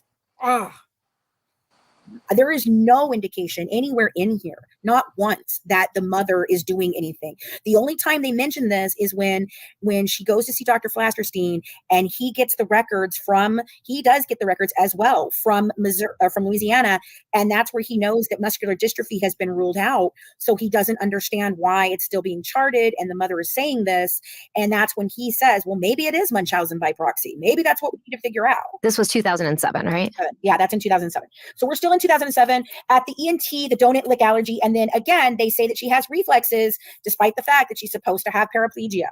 Okay, I want to stop for a second and reset the deck because we're over 2 hours into this episode and we're really hammering home the point of everything involving Gypsy Rose and her medical conditions or lack thereof, right? And you guys saw in that clip, you push back on Fancy a little bit because we know that there are going to be people who feel one way about this and others who feel a different way. And the reason why everything we're talking about now with Fancy is so important to go over every little detail as far as the conditions that Gypsy was experiencing is because we all know why we're here. The title of the episode tells you it's about Dee Dee Blanchard and her murder. And what this all this information that we're talking about, what this sets the table for is a potential motive for the prosecution, but also a potential defense for Gypsy and Nicholas Godejohn. So we really have to go through it all because we have to figure out whether or not we feel that Gypsy was in fact sick and she had this condition, this chromosome disorder condition known as microdeletion 1q21.1, right? Which would have explained a lot of these symptoms that she was being treated for, therefore making Dee Dee's care and her attention to them warranted? Or is this a situation where it's Munchausen syndrome by proxy and she's creating these issues in order to garner some type of sympathy and therefore financial gain and housing and all these other things? This right here is the whole crossroad in this case, because as we continue on into the series and we go on into the murder and the specifics of the murder, it's all going to come back to this. Because at the end of the day, if you believe that Gypsy was actually sick, then you're probably going to feel like Gypsy should still be in prison. But if you feel like Gypsy was being abused and was being taken advantage of, and her mother was at the root of all of these issues, then you may feel completely different about the murder and feel that she served enough time or maybe shouldn't have served time at all. It really does remind me of the Menendez series, but with this, we have a lot of documentation regarding the Thank you for saying this. Poi Drasgan. I don't know what your name is, but thank you. They're saying over here, I worked all over the New Orleans area hospital before and after Katrina. Those records were all stored elsewhere. They are there. Thank you. Thank you very much. I know they're there. I have seen that they're there. I know that Mike Stanfield had many of them and that they withheld them from certain people for certain reasons, because I believe in the early records, it probably would have been proving that Dee Dee was not doing anything but trying to take care of her damn sick kid. Oh, it's so annoying. medical history that we can overview and kind of dissect, where with the Menendez brothers, it was more just accounts from other people in their life. And the pictures, we saw the pictures the pictures. Yes, the pictures, but you have a lot here to go over. So I don't know how everyone's feeling at this point, but this can seem like we're really getting into the weeds, but it's absolutely necessary because this is everything. This will dictate a lot of your final opinions on this case. So now we're in the summer of 2007, August of 2007, when Gypsy goes in to see Dr. Flasterstein, who is a pediatric neurologist. And Dr. Flasterstein said that although Dee Dee told him about multiple medical conditions that Gypsy had, she wasn't able to give him details about these conditions. So he basically ordered a whole new series of tests, including an MRI of Gypsy's spine and brain, which we know she's already had these before. And those tests came back normal, as they did before. Her muscles and her muscle strength were normal. She did not have cerebral palsy. And he knew that Gypsy should be able to walk around and move with no issues. Dr. Flasterstein also claims that while Gypsy was with him in his office, he told her, hey, based on these tests, you can stand up, you can get out of your wheelchair. And so Gypsy did this in front of him. And then Dr. Flasterstein said that Dee Dee became upset when this happened. She stormed out of the room. And at that point, he suspected that Dee Dee suffered from Munchausen by proxy. This was in 2007. And this is when Dr. Flasterstein writes a letter to Dr. Steele, who's Gypsy's pediatrician, who, remember, has had her medical records for 2 years by this point. And he's like, hey, something's going on here. In 820. So yeah, again, this is him. You know, Dr. Flasterstein, I have pause with. I'm not sure what side of the fence that man is on. I really don't. I don't know if he is trying to cover his butt today and in certain ways, but in Mommy Dead and Dearest, he literally said that he tried to take this to other members of the hospital, of her care team, and they basically told him, you better handle her with kid gloves. Don't you dare turn this in. And he's a mandated reporter for them, oh my gosh, the chicken, I love it. So for them to tell him that, they are all acting unethically, and those people that told him that should have their licenses pulled. I'm sorry. It's just so upsetting. And can you guys hear me? Can everybody hear me still? Okay. I don't know why, shoulda, woulda, coulda. But if somebody had done something in 2007, she was not over the age of 18 yet. She was still a child. And if they had done their due diligence and called, I know Matt can't hear. I don't know what's going on. If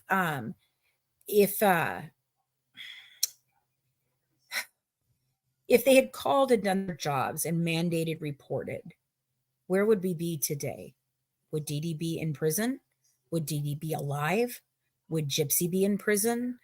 Would Gypsy be alive? I don't know. But again, it steps back to every single person failed her, and they're still failing her today. And that's the problem. That's the problem. If it were not for people like me and Emma and Mac and all the other people that have picked up the sword, Space Ghost and all of the people that are screaming a different narrative now because they've been informed, we would not know any of this. I'm thankful they gave me the records. I think it's very suspicious as to when they gave me the records. I think that the records kept me from putting this case together much earlier. But okay, you're going to join over on TikTok? Great, Mac, no problem.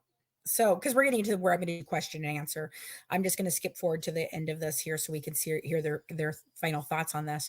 But because I have not heard this part yet. But I mean, this is the thing. Somebody could have done something at some point in time to save this child, and all of them did not. And that is why we're looking at what we're looking at today. A full-blown, narcissistic, psychopathic, sociopathic, something. I'm not diagnosing here, but she definitely has the tendencies, and it's just they're a family that just buries their heads in the sand and just pretends like nothing's happening. And yeah, we may be a little shady, but oh, Fancy shady too, and so shady too. And let us talk about how shady everyone else is. Well, I'm pretty damn sure the rest of us did not go out and murder our mothers. So great, we're still ahead of you. I don't know if you know that or not. Like, Mac? Yes, I know. I'm sorry. I was trying to connect, and I know. I understand something's going on over there. But anyhow, yes, I agree. Okay, so let's get into this part right here. Let's see what they say here. Okay. Someone at that hospital was like, what's happening? There's something odd happening. CPS shows up. As Fancy states, by this point, Gypsy's 18 years old. She's legally an adult. So this isn't really a CPS kind of issue, right? They knew that she was 18. And as Fancy said, her legitimate birth certificate, which got lost in Katrina, was presented to the police and the CPS agents at the time of this visit, showing she was 18. And they talked to her and they're like, hey, you're 18. So are you good? We can't really do much, but we can ask you if you're okay. Gypsy knew how old she was, is what I'm trying to say. Gypsy knew, and we're going to get into it a lot in the next episode. The next episode is going to be a wild ride. Okay, but Gypsy knew how old she was. And so when she's sitting in that police station and they're like, oh, how old are you? And she says 19. She knew very well she wasn't 19. Kat Stoller, if you're wanting to help out in any way, shape, or form, or if any of you feel like you have skills or things that you would like to do to help out, we are putting together teams right now, our research team, different things to get our company up and running. We're looking for content creators that aren't necessarily true crime, but can be true crime. So if you guys want to reach out to me at Tips for Good Wives, it's all spelled out at gmail.com. We would very, very much appreciate it. We can't take on everybody, but I mean, if you guys think that you can help in some way, even if it's just, supporting us and loving on us and all that good stuff, we really do appreciate it all. The best thing that any of you can do to help our plight is to share our content out there so that it gets out to more and more people. We are making a difference. I think it's funny that they're over there blaming me for this when the person they should be blaming is the person who did this. But I am, again, I'm going to say it. I am the epitome of one voice can make a difference, and it's not because I'm one voice. It's because my one voice was heard by millions, and people began to ask questions and they began to do their own research, and they did not take the narrative that has been shoved down their throats by Christy and Gypsy, so I'm telling you, it's just, and I'm very concerned about that, Kat Stoller. If that baby looks like Dee Dee, she's going to hate that baby. I'm telling you, she is going to hate that baby. And I just, I feel so bad for this baby. This is not a good situation for that baby at all. It really isn't. There's nothing good I can say. There's no good that's going to come to this baby. It's just sad. It's just sad. It's very sad.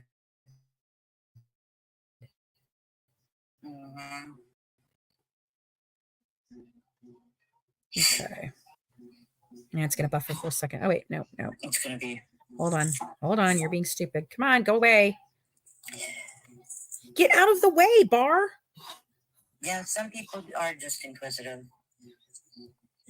Yeah, that's it. That's all I am. That's how you learn, is by asking questions. So, and that was the thing. They did not like that I wouldn't stop asking questions. They thought they were just going to get some podunk girl from Kentucky who knew nothing about nothing, who wouldn't be bothered to do her fact checking like everyone else. And I was like, that's not me. I want to know it all. I want to know every piece to the puzzle. Oh, wow. Thank you so much, Kat Stoller. We would love to have you involved with our documentary. Please do get in contact. She's a retired investigator. Kat, that would be awesome. Yeah. So here we go. She knew that she was 23. So this is kind of going along the lines of, okay, these people are asking you, do you need help? Do you need out? And she's like, nope, I'm good. I'm good. She could have said, yes, I do need help. Exactly. I do need out. My mother's trapping me. She's forcing me to be in this wheelchair. This bitch is shaving my head every other day. Get me the hell out of here. But she's like, no, I'm good. And some people can say, okay, this is like a Stockholm syndrome thing. Of course. This is all she ever knew. It could be the case, right? But we don't know if it was or not. And that's kind of what we're trying to determine here. I'm writing all these notes and I'm sitting here saying, what do we have here? It's never just black and white. It's not. Is it a situation it would be where so nice if it was. No, there's when you're talking about the percentage of guilt, I can promise you that in most cases, including this one, it's not going to be 100% to zero. For some people who are extreme, they might say, no, Dee Dee was the adult, Gypsy was the child, 100. It's not the way it works. It evolves as they get older, and the children are know right from wrong and their ability to go along with it, and if they're presented with opportunities to get out of it. So this is very important. And you do ask the question, yeah, why didn't Gypsy say something at the time? But I could easily combat that and debate anyone on that by saying, listen, this is all she knows. This is the woman she loves, being her mother. And she didn't realize at that moment, even though there was something wrong, she didn't realize the significance of it and that there was hope for her. So therefore, in her mind, nothing was wrong. She was enjoying the way life was because that's what she was programmed and conditioned to believe. And maybe that's all she knew. Yeah. That's all she knew. And so in that point, she's still a victim. She's been manipulated and brainwashed, but she's a victim. But how do you go from being 18 and you're so happy with this life and this is all you know, to a couple years later being so miserable, so unhappy, such a prisoner that you orchestrate your mother's murder? What changes in that time?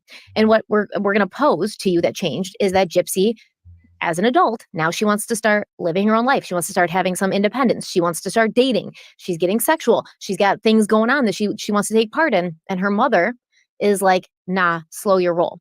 So Fancy posed this.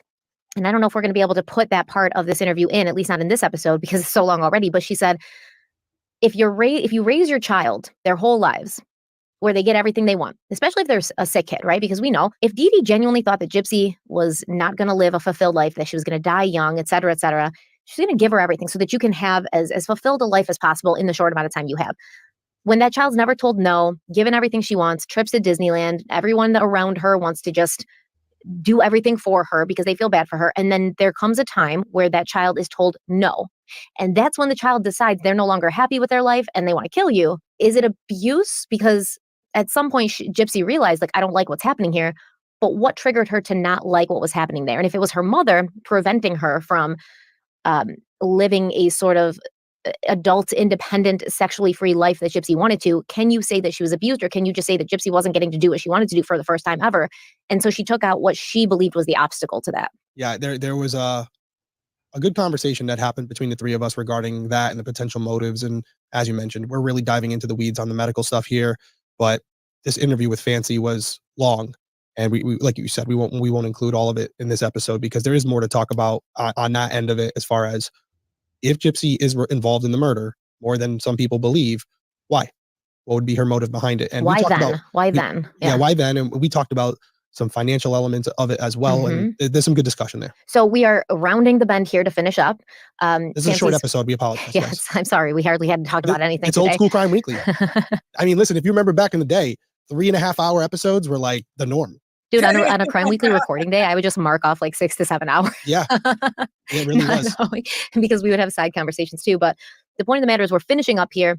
We're going from 2009 to 2011, right? Not much is happening. Once again, between 2009 and 2011, this is the third time where we're going to have a few years gap in any like extreme or significant medical history. So from 2009 to 2011, nothing really big happens. It's just, normal doctor visits. She has some dental things. She's got some eye things that are done again, and they tell her that they can no longer fix the eye any further. So this is the last one they're going to do. And in 2011, in the beginning of 2011, 1/31/11, Dee Dee goes to see, she takes Gypsy to see Dr. Levasseur. Dr. Levasseur says, I'd really like to do some additional testing that could maybe give us some real insight into a larger problem, because I just feel like there's something we're missing. And Dee Dee says, well, I'm not really interested in really pursuing it much further than that.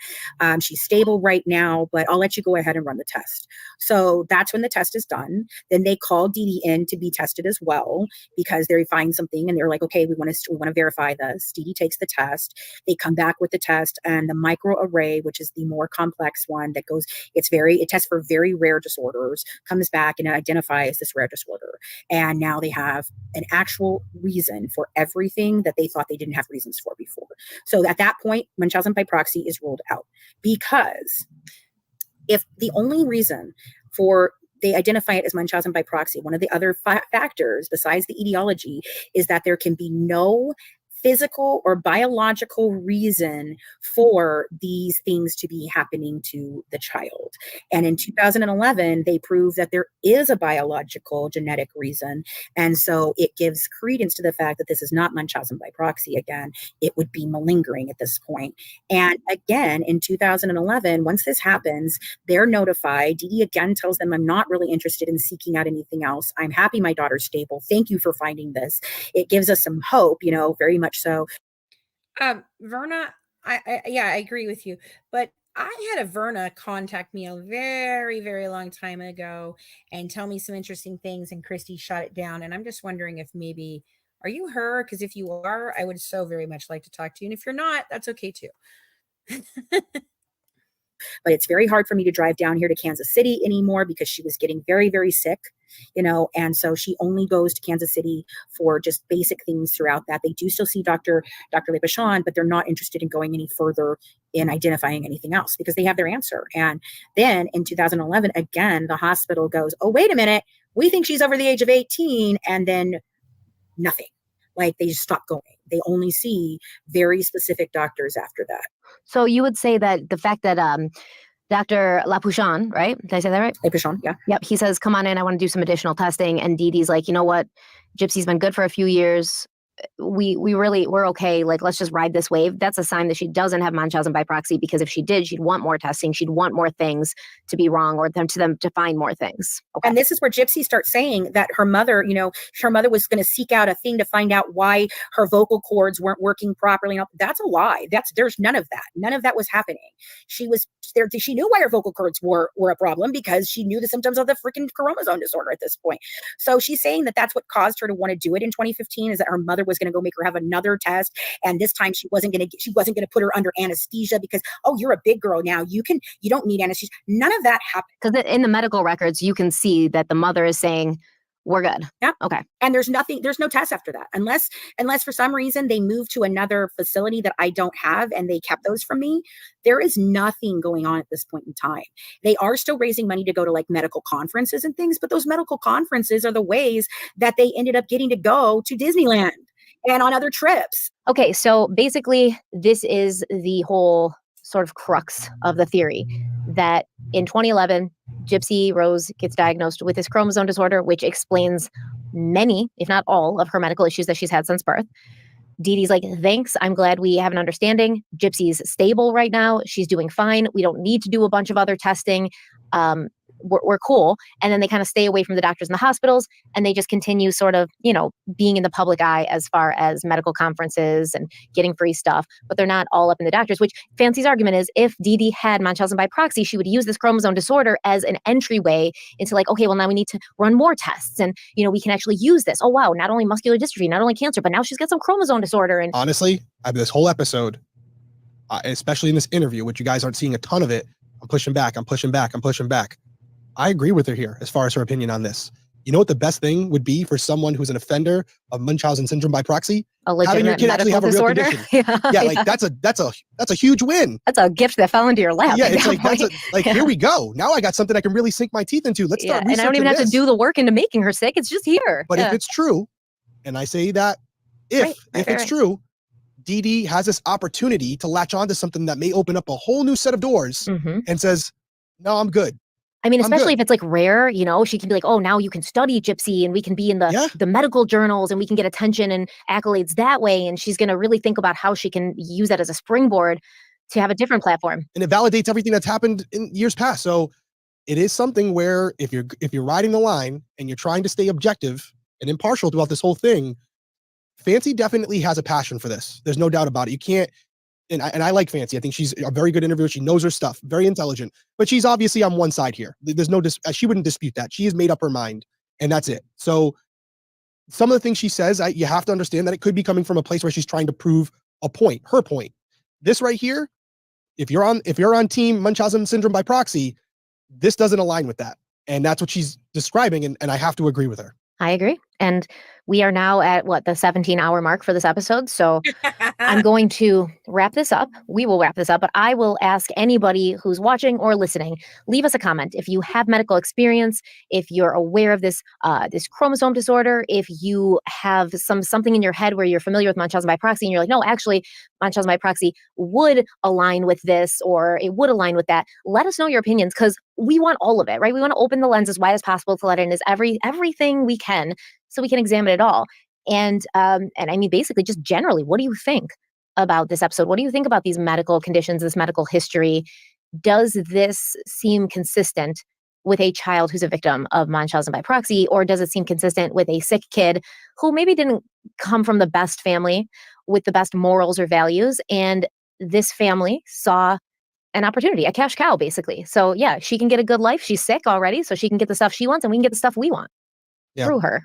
There is another angle here too, What is that it? Dee Dee saw her daughter was sick and felt that it wasn't anything for her because Fancy made this point numerous times in her interview. Dee Dee didn't benefit from this, in her opinion. This isn't what I'm saying.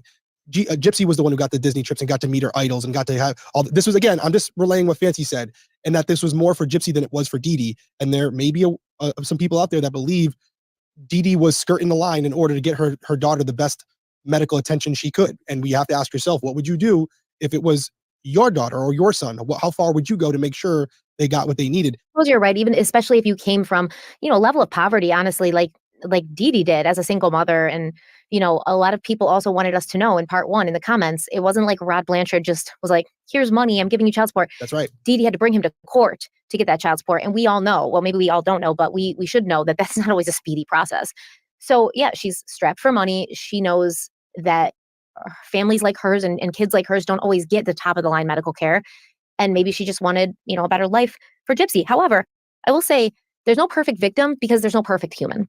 So what we have to really keep in mind here is I personally don't think that Gypsy Rose or her mother Dee Dee were these like wholesome good people in any way, shape, or form. Did they have good intentions? Did they ever have good? Yeah, I'm sure from time to time. However, when you're grown up, when you're raised in like a toxic environment, you become toxic. And so was this Dee Dee's fault or was it her mom's fault? Was it Dee Dee's mom's fault or was it Dee Dee's mom's fault? You can keep going the fruit of the poisonous tree and all that and kind of, look at the background as we have with people like Casey Anthony with Scott Peterson. But we don't look at Casey Anthony and Scott Peterson and say, oh, well, you're not to blame because of where you came from or what happened to you. We understand that as adults, they had accountability for what they did. And even though Gypsy Rose doesn't always present as an adult, she is, and she was when her mother was murdered. So we need to remember that. Yeah, and we had I wouldn't say it was a debate, but I'll throw this question out there as well. The three of us, and you guys corrected me pretty much off the rip, but I had asked a question.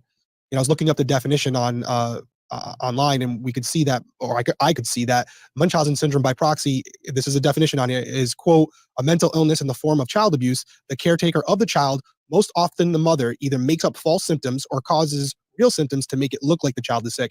And I posed a question to you guys very early on in the interview: Wouldn't Dee Dee stating that her daughter has cancer when she doesn't, and then shaving her head, be a form of Munchausen syndrome by proxy?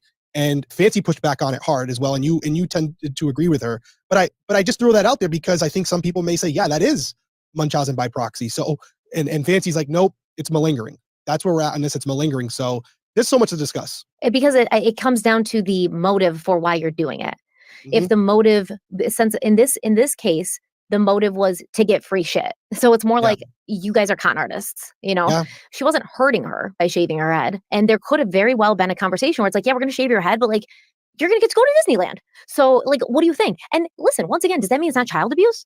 Does that mean it's not like kind of messed up? Because Gypsy's like, 9 years old or 10 years there's old or definitely a whatever. form of child abuse here. There's no, 100%. we said that episode 1. I mean, Mhm. anyone who walks away from this saying nothing happened here, Dee Dee was just doing everything the right way. And Simply because Gypsy is a child, and I don't think she can consent or really understand the enormity of the situation. Like if Yeah. you're a kid and someone's like, if you do this, you're gonna get to do this, you're gonna be like, hell yeah, let's do that shit, man. Yep. I don't care. You're not understanding what it means. You don't even understand what the impact is on people around you. You're just doing A to get B. yeah, I roll around in the chair for a little bit and I get a free trip to Disney World. Sign me up. Yeah. And like I Yep. said, I would argue with anybody who wants to push back and be like, oh, well, this is, child actors are also being kind of abused in a way because they don't really understand the life that they're signing up for. And their parents promise them, fame and fortune and this, and that. And they're like, yeah, that sounds great. Not understanding the implications and what they're giving up. Yeah. No, So- it's a lot. It's a lot. And we got a lot more to cover. This is going to be a long series. So buckle up. Like Stephanie said, Buckle weigh up, in down in the duckies. comments. What's Sorry. that? I said buckle up, duckies. I don't know why. Weigh in the comments down below. Let us know what you think about everything we covered tonight. And as Stephanie said, if you're in the medical profession, if you have some expertise with Okay, so that finishes up right there. So, okay, guys, and I do want you to understand, again, I'm going to tell you that when we got to the end of this and he didn't play that clip, and I'm thinking he'll probably play it later, where he did say he was pushing back and all of those things.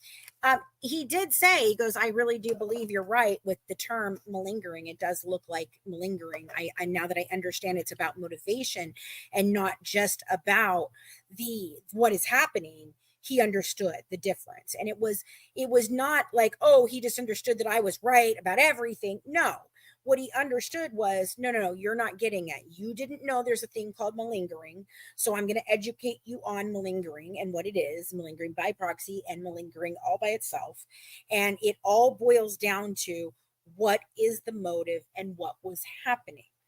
If Dee Dee was taking her daughter into the hospital and getting her things she didn't need, getting her treatments she didn't need, and causing her to be sick, such as Lacey Spears with Garnet Spears. And the motivation with Lacey Spears really was, my mother abandoned me. My grandmother abandoned me after taking care of me for all these years. So I never wanted my son to abandon me. So I thought if I just made him a little bit sick, he'd never be able to leave me. And the doctors would always be able to save him, until she kept ramping it up. And then guess what? No, they didn't save him. And she had to come with terms to that. We're working on a Lacey Spears book because we had a teammate who did a bunch of interviews with her. We were looking at this case a long time before that. It's in our third book. There is a chapter showing you what we're going to be doing with the Lacey Spears book. And we'll be covering her in more detail. We have talked about her before. And so in that instance, the motivation is emotional. It's an emotional game. That is the difference. If it's for all emotional gain, no financialness, just emotional gain, if that's the big piece in the middle, and it's all about medical conditions and taking him to the hospital and being seen as the savior mom and all of that, that's absolutely Munchausen by proxy. But when you cross over into this time, into this thing where the ideology and the motivation is actually money and things, that's where the line is drawn, because it's no longer about, oh, my kid's so sick and I want everyone to think that I'm the best, into, okay, so what are we going to scam people out of today? Like a dollhouse that she didn't need. Okay, that's the difference. That's where you make the line cross. And when I explained that to him and he understood that, he did say, no, I think you're right. It does look like it's more malingering than anything else. It's a terminology thing. Understand the terminology. Right. Right. So any questions, you guys can hit the box. I will sit with you guys. This has been about 3 hours, so we do want to kind of wrap it up soon, but I want to give you 20-30 minutes, guys, to discuss and hop on the live and all of that good stuff. So I'm not going to do it over here on YouTube, but I will sit here with you guys and answer anything you have in the chat. But we'd love to hear from you guys if you want to hit the box and come on up. So you are the next contestant. You are the next contestant. Who is Don Brown? I'm going to tell you who Don Brown is, and then we're not going to talk about Don Brown. Don Brown was Christy's very good friend. She was often my friend. She was often my adversary. She has done a lot of good things for Christy and Gypsy. She's done a lot of bad things for Christy and Gypsy, specifically with and for me. Okay. There is a long, complicated past there. Dawn has passed away this morning. Her heart gave out. And we all feel tragic for her family and her friends. It's a very complicated situation for those of us that have known her over the past 8 years. Because we have a lot of issues. And she has done a lot of damage to people. And I was struggling with it even today in church. I found out 5 minutes before I went into church, basically, that this had happened. And I was not sure what to think about it at that moment. I was kind of in shock. But I know that I had told my husband that I didn't want to go to church today because I was tired and I didn't feel good. And I was like, oh my God, I just don't want to do it. And he looked at me and he said, we haven't been to church in several weeks, almost more than a month or so, because of all the sicknesses we've had. And when are you going to feel better? Let's just get up and go. And I kind of was like, all right, you're right. Let's just go. You're right. I almost told him last night that we're absolutely going to have our butts in seats in the church today. And, I rededicated myself to God this year. My husband did so as well at the beginning of the year. We were baptized on the very first Sunday of the year. And I believed that it had to be the very first Sunday of the year. I believed that there was something that needed to happen. And for the last 8 months, it's been hell, and I thought that God was still not listening, not helping. And it is absolutely 100% certain that today I know that he has been here the whole time and he has been working in my life. And our pastor spoke on Romans 11 and Romans 12, all about being kind to the people who persecute you, being kind to them and feed them when they're hungry and offer them water when they're thirsty, because your kindness will rain. If they are still being horrible, it will rain down hot coals on their head. And God is the one who is to enact vengeance, not you.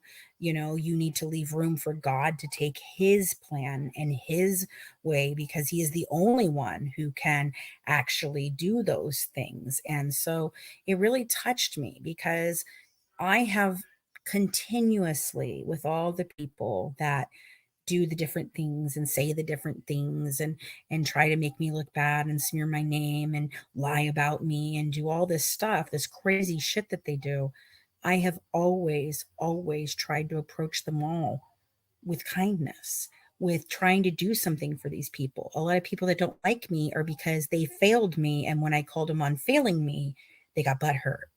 They didn't like that. And that's the problem. And so I was struggling this morning, because for me, part of this is relieving for me. There is no longer a Don Brown who is going to be, leading this charge against me. But I'm also very aware that if you cut off one head, another two will pop back up, and I'm sure that there's going to be people saying all kinds of different things. And my stance on it is, I'm very sorry for the loss that her family has suffered. And I hope that she finds peace in the next life that she did not find here, whether that be in heaven or whatever you believe, whatever she believed. I hope that she is at rest in peace. And I wish her family well. And I'm very sorry for the loss. I hope you guys understand. Okay. Questions, comments, anyone?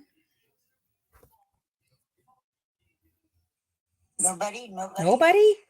I mean, normally you guys are ready to do. What is the link again? Fancy. Oh, okay. For can you get hold of me? It's tips for good wives. We've dropped it in the chat a couple of times at gmail.com.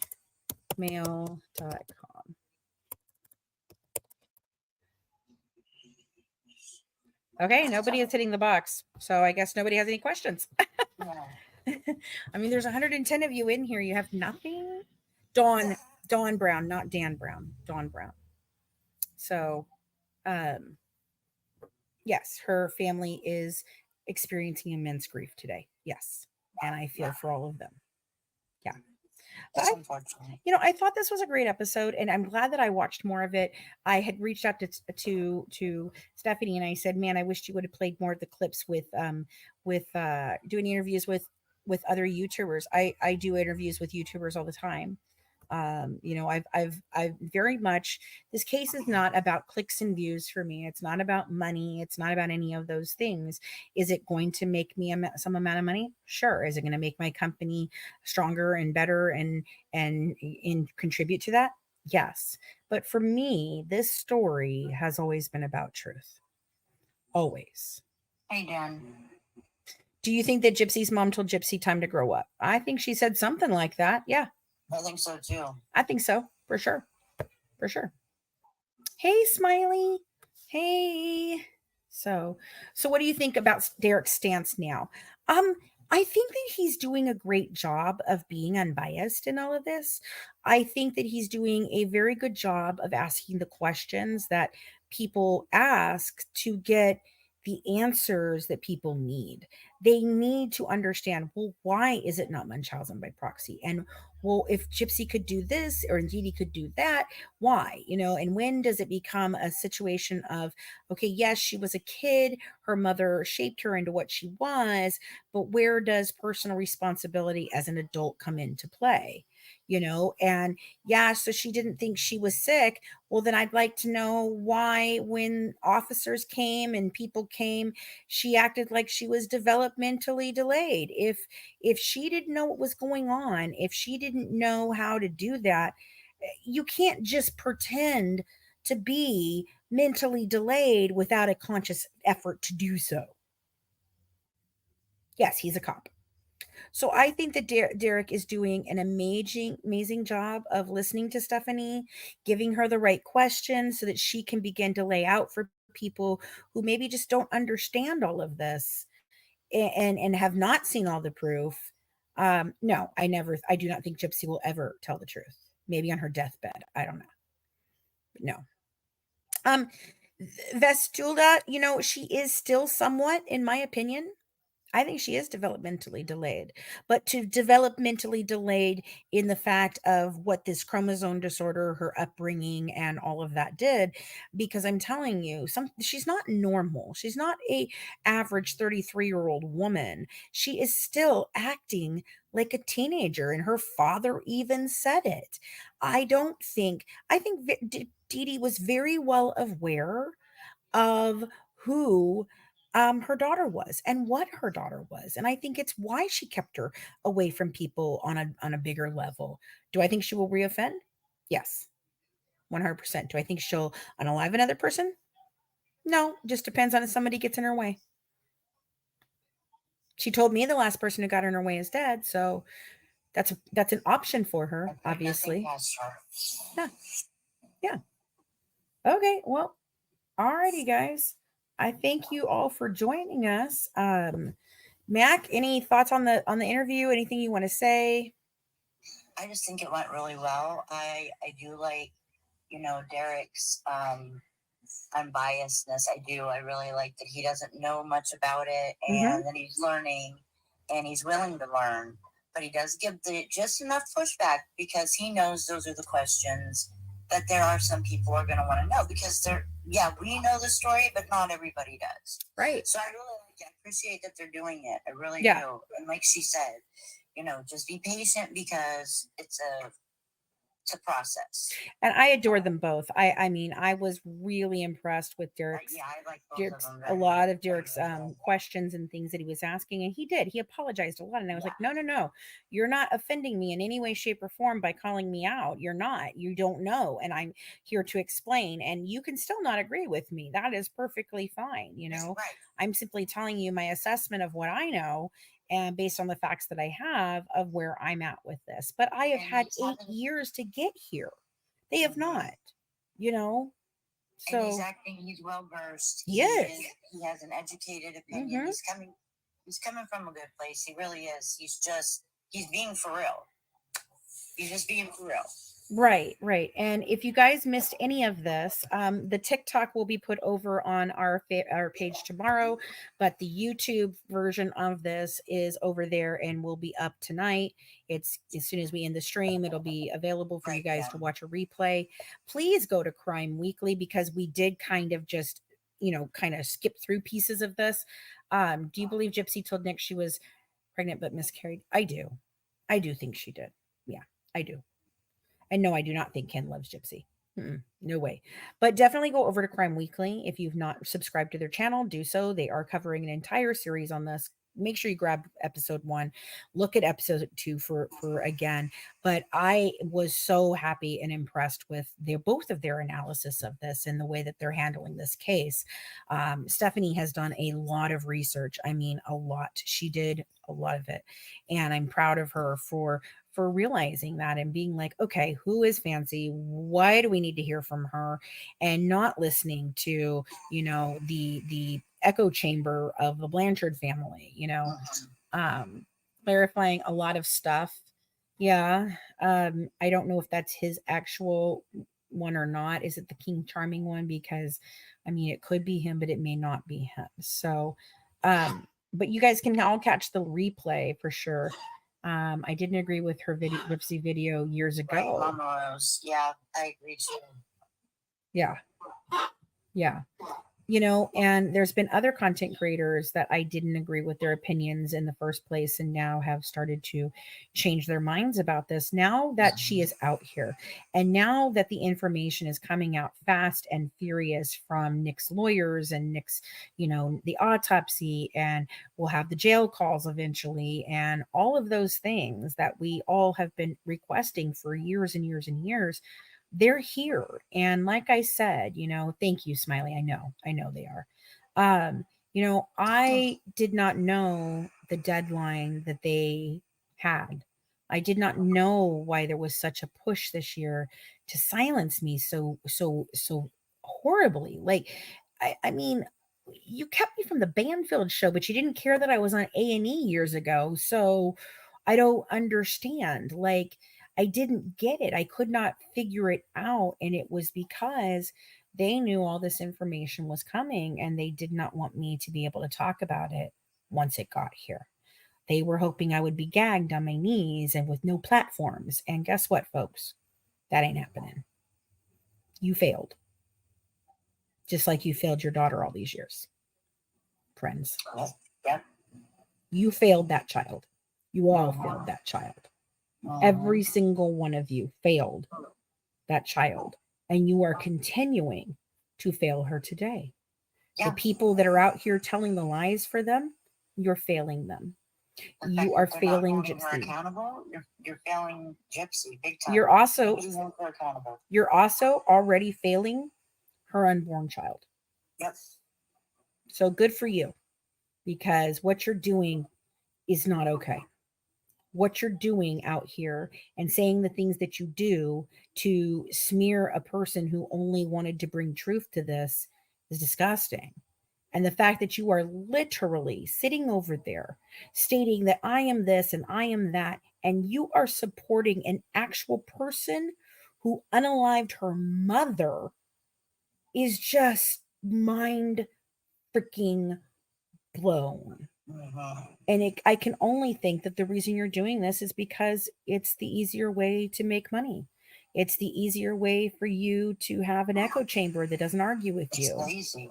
It's laziness. They're not even good videos. And I can't believe that she has somebody that's editing them. It's like, what are you leaving out? Right.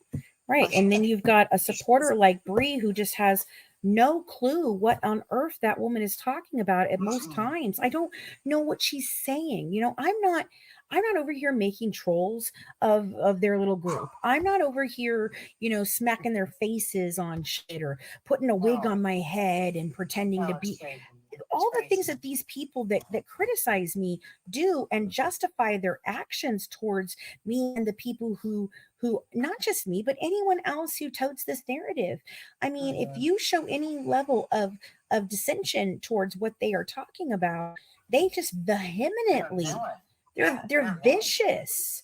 They're I mean, they just attack you, even their own people. Hell, I have listened to 2 different lives last week and this week, where they were basically tearing down their own people into having full on meltdowns. They were just screaming at them and telling them all this crap. And there's another person, you know, she was streaming their lives because they were rude to her, and she was streaming their lives, and Ryan had to sit and talk with that girl for hours the other day because she was on a train track trying to unalive herself, because she now, when she went over there and tried to talk to them, and they kind of got in her head because she's clearly not all there, they got into her head. And so then the other side started to kind of get mad at her and be like, why are you listening to them?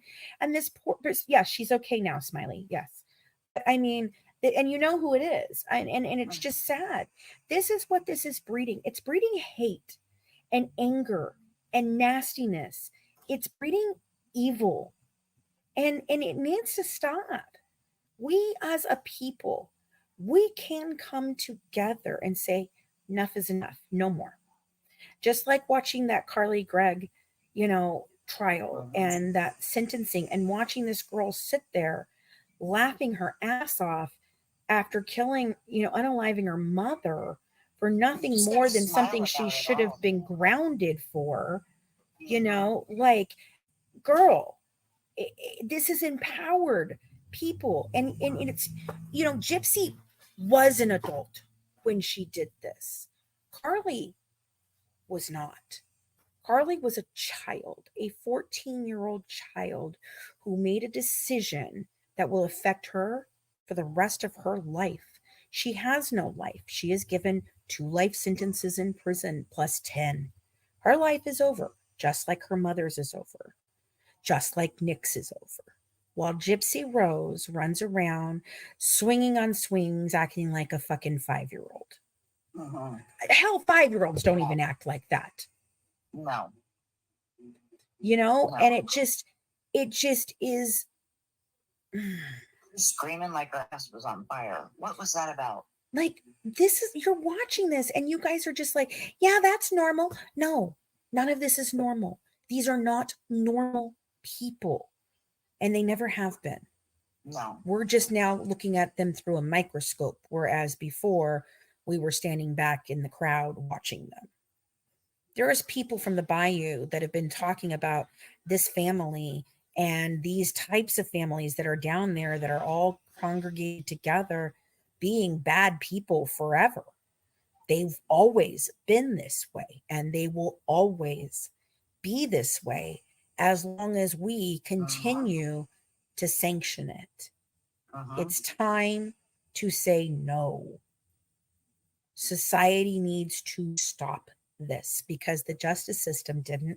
Her parents certainly aren't going to, and our youth is watching, and I am scared to death we are going to have an epidemic of children making rash and horrible life taking and life ruining decisions. Now what they did with Carly, you know what I mean? I'm hoping that tells them, no, Gypsy is the exception. We ain't gonna be getting off of it. No, not the rule. Yeah, she's the exception, not the rule. No, I hope that we see people crack down on this, because if we don't as a society say, no, we're not doing this, it's going to get worse. Yeah, and many more children. Free things to, you know, that in itself. Oh my word. Yeah. The free things that these companies are giving her is, I don't understand. I'll Yeah. never understand it. Well, she needs a whole lot of things, Ashley Marie, that being one of them. But yeah, I mean, it's very scary. Like I said, think past Gypsy, think past Nick, just like the people who are over here going, well, why are you holding a rally in October when he doesn't even have anything till March? What do you think you're doing? And court's not even in session. It's not about court being in session, and it's not about Nick's appeal isn't till March, because if we wait till March, if we wait to the first of the year, I'm going to tell you what, it's too late. Everybody was going to agree on a rally, then there wouldn't be a rally. Right. Right? Right. And yeah, exactly. And the people were all gung-ho for it, likes and clout and all that shit, until my name got thrown around, and then they got real butthurt and decided to start lying and telling you that Nicholas had fired his attorneys. No, he has not. That Nicholas did not have a Supreme Court date that he was denied. No, he was not. No. They're lying. They are lying. And they don't want me involved, and I'm not involved. That's the thing. I'm not involved. Am I helping the girls? Yes. No. Will I support it? Yes. Well, am I going to write a speech for it? Yeah. But I'm not going to be there. I've already said it's not safe for me to go there right now. I have been given legal counsel and counsel from my own people to say, hey, we don't think it's safe for you. It's not a good thing for you right now. You have got to stay out of Missouri right now. And I took it very seriously because I wouldn't want to go in that Canada. I would not want to go to that state. Hell no. No. I don't even want to go there on the book tour, and people are begging me to. Here, would you like a ticket to go to hell? Right. Like with gasoline underpants on? No, thank you. Exactly. No, thank you. No. And I wanted to go because I wanted to support the guy who didn't get a fair trial. I wanted to support the autistic kid that was groomed for 3 years. I wanted to support the fully disabled man who was not, his civil liberties were violated the moment Mahali walked in there. And that is the thing, Missouri. That's the thing, okay? But this goes well past Nicholas even. Because let's be honest, the chance of the Supreme Court overturning a lesser court that has denied and denied and denied and denied appeals is very slim to none. But so was teaching all of you what was going on with this and you guys hearing me. So I get that it's one voice can do more than we think. But beyond Nicholas, what if it was your child, your sister, your brother, your cousin, your friend that ends up in a station being questioned on something that they have no idea what is going on because they are in some form diminished capacity? Do you or do you not want them to be treated fairly? Exactly. Do you or do you not believe in a fair justice system? Because if we're just going to... Let's just face it. Nick, his fate is sealed. And I don't like saying that. Right.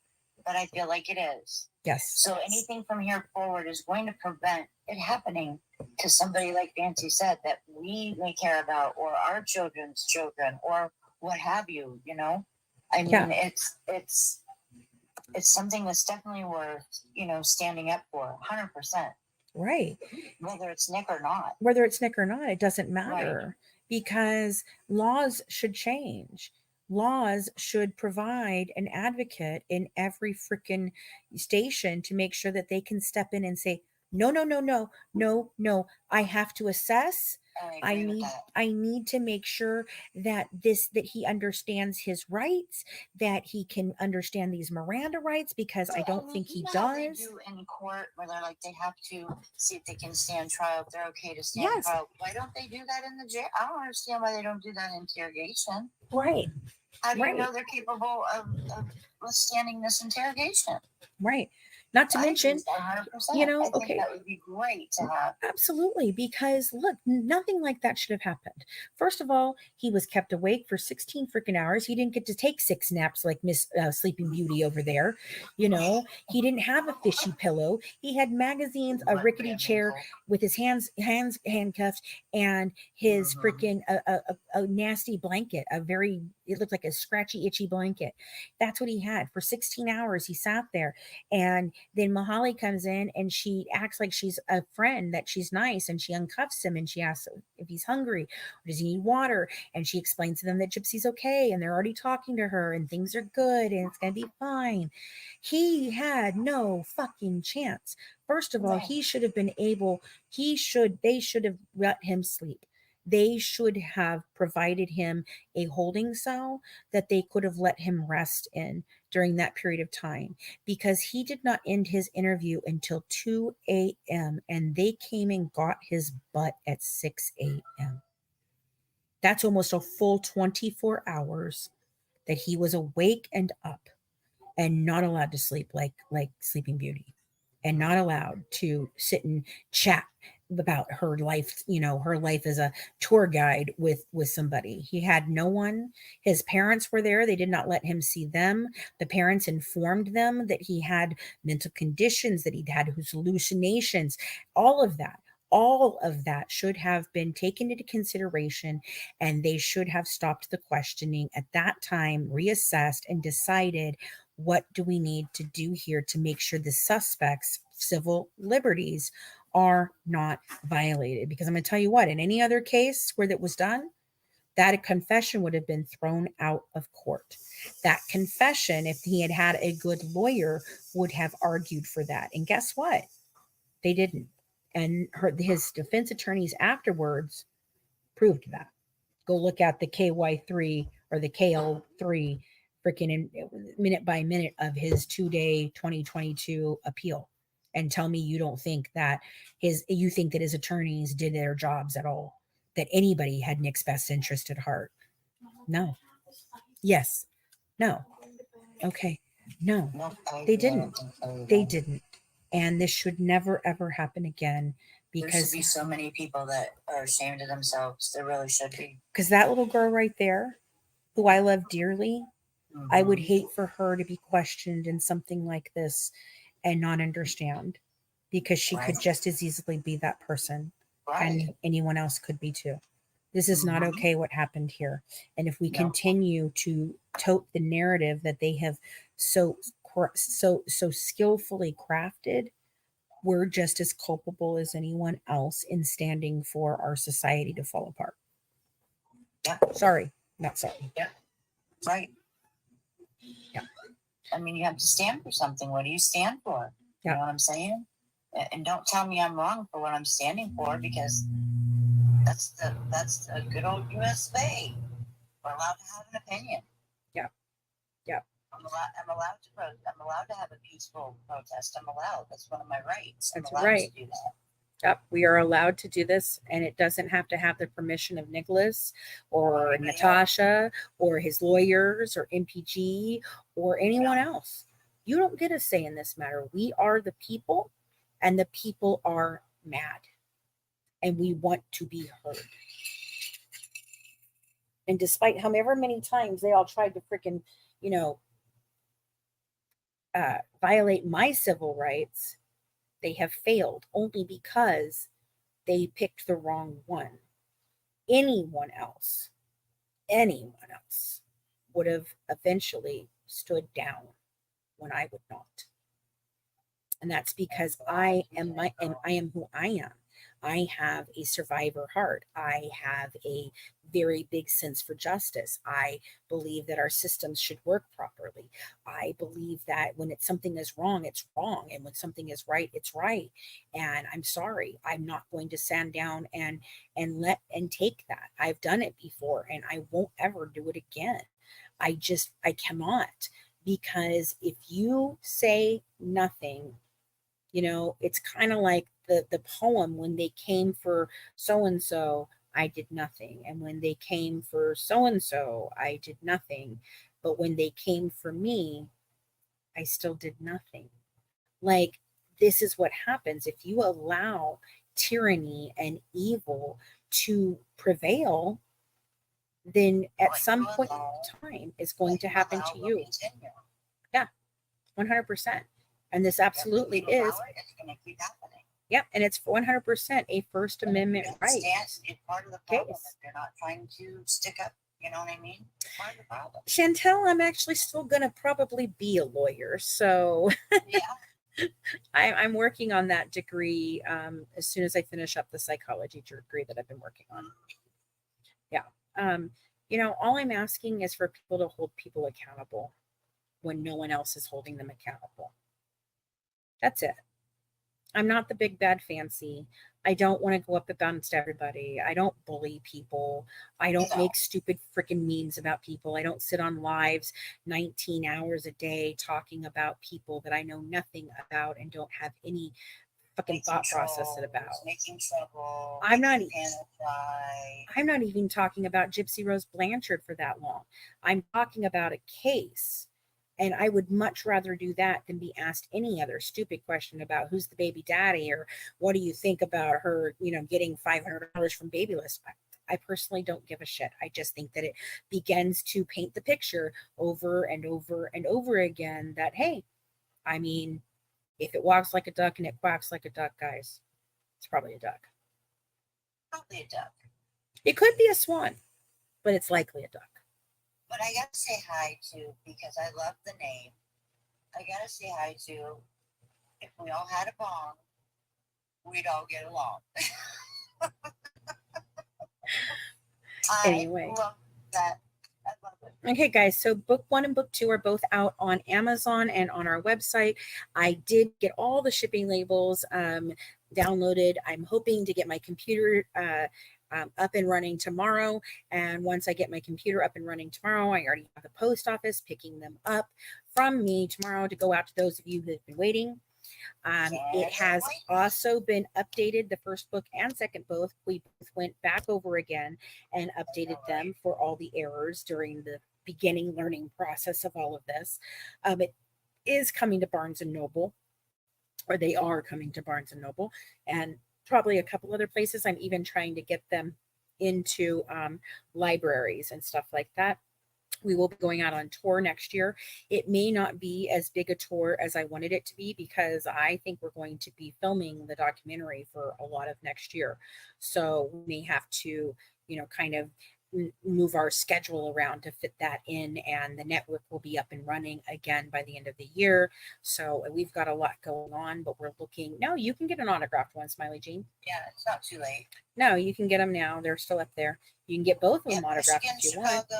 Yep. And then the third book will be out. I'm hoping for a Halloween release kind of thing, you know, like around that time period. I'd like it to be out for when the rally is done, because this is the one that really takes you into the murder, the aftermath, the autopsy, the things like that, the case file, all these things that are more relevant than anything in this case, you know.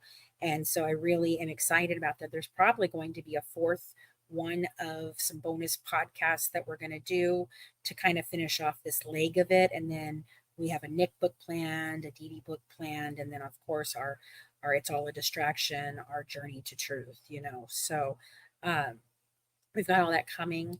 And I thank you guys, you know, do follow us here on TikTok. You can follow us on YouTube, Instagram, Rumble, Twitch. I'm no longer on Facebook. I'm going to recreate another Facebook account for you guys. We do have a Facebook group. We just no longer have a page because people are assholes, but liars and assholes. But you guys can find us there.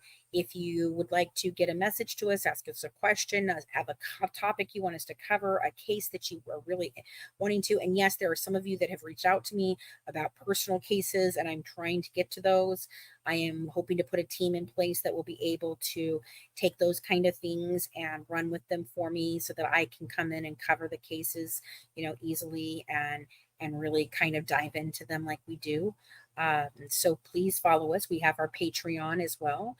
You can always help us out by, you know, sending us a tip through or a Cash App or a PayPal, or you can go over to Buy Us a Coffee and find us there as well, to support, you know, our efforts here of what we do.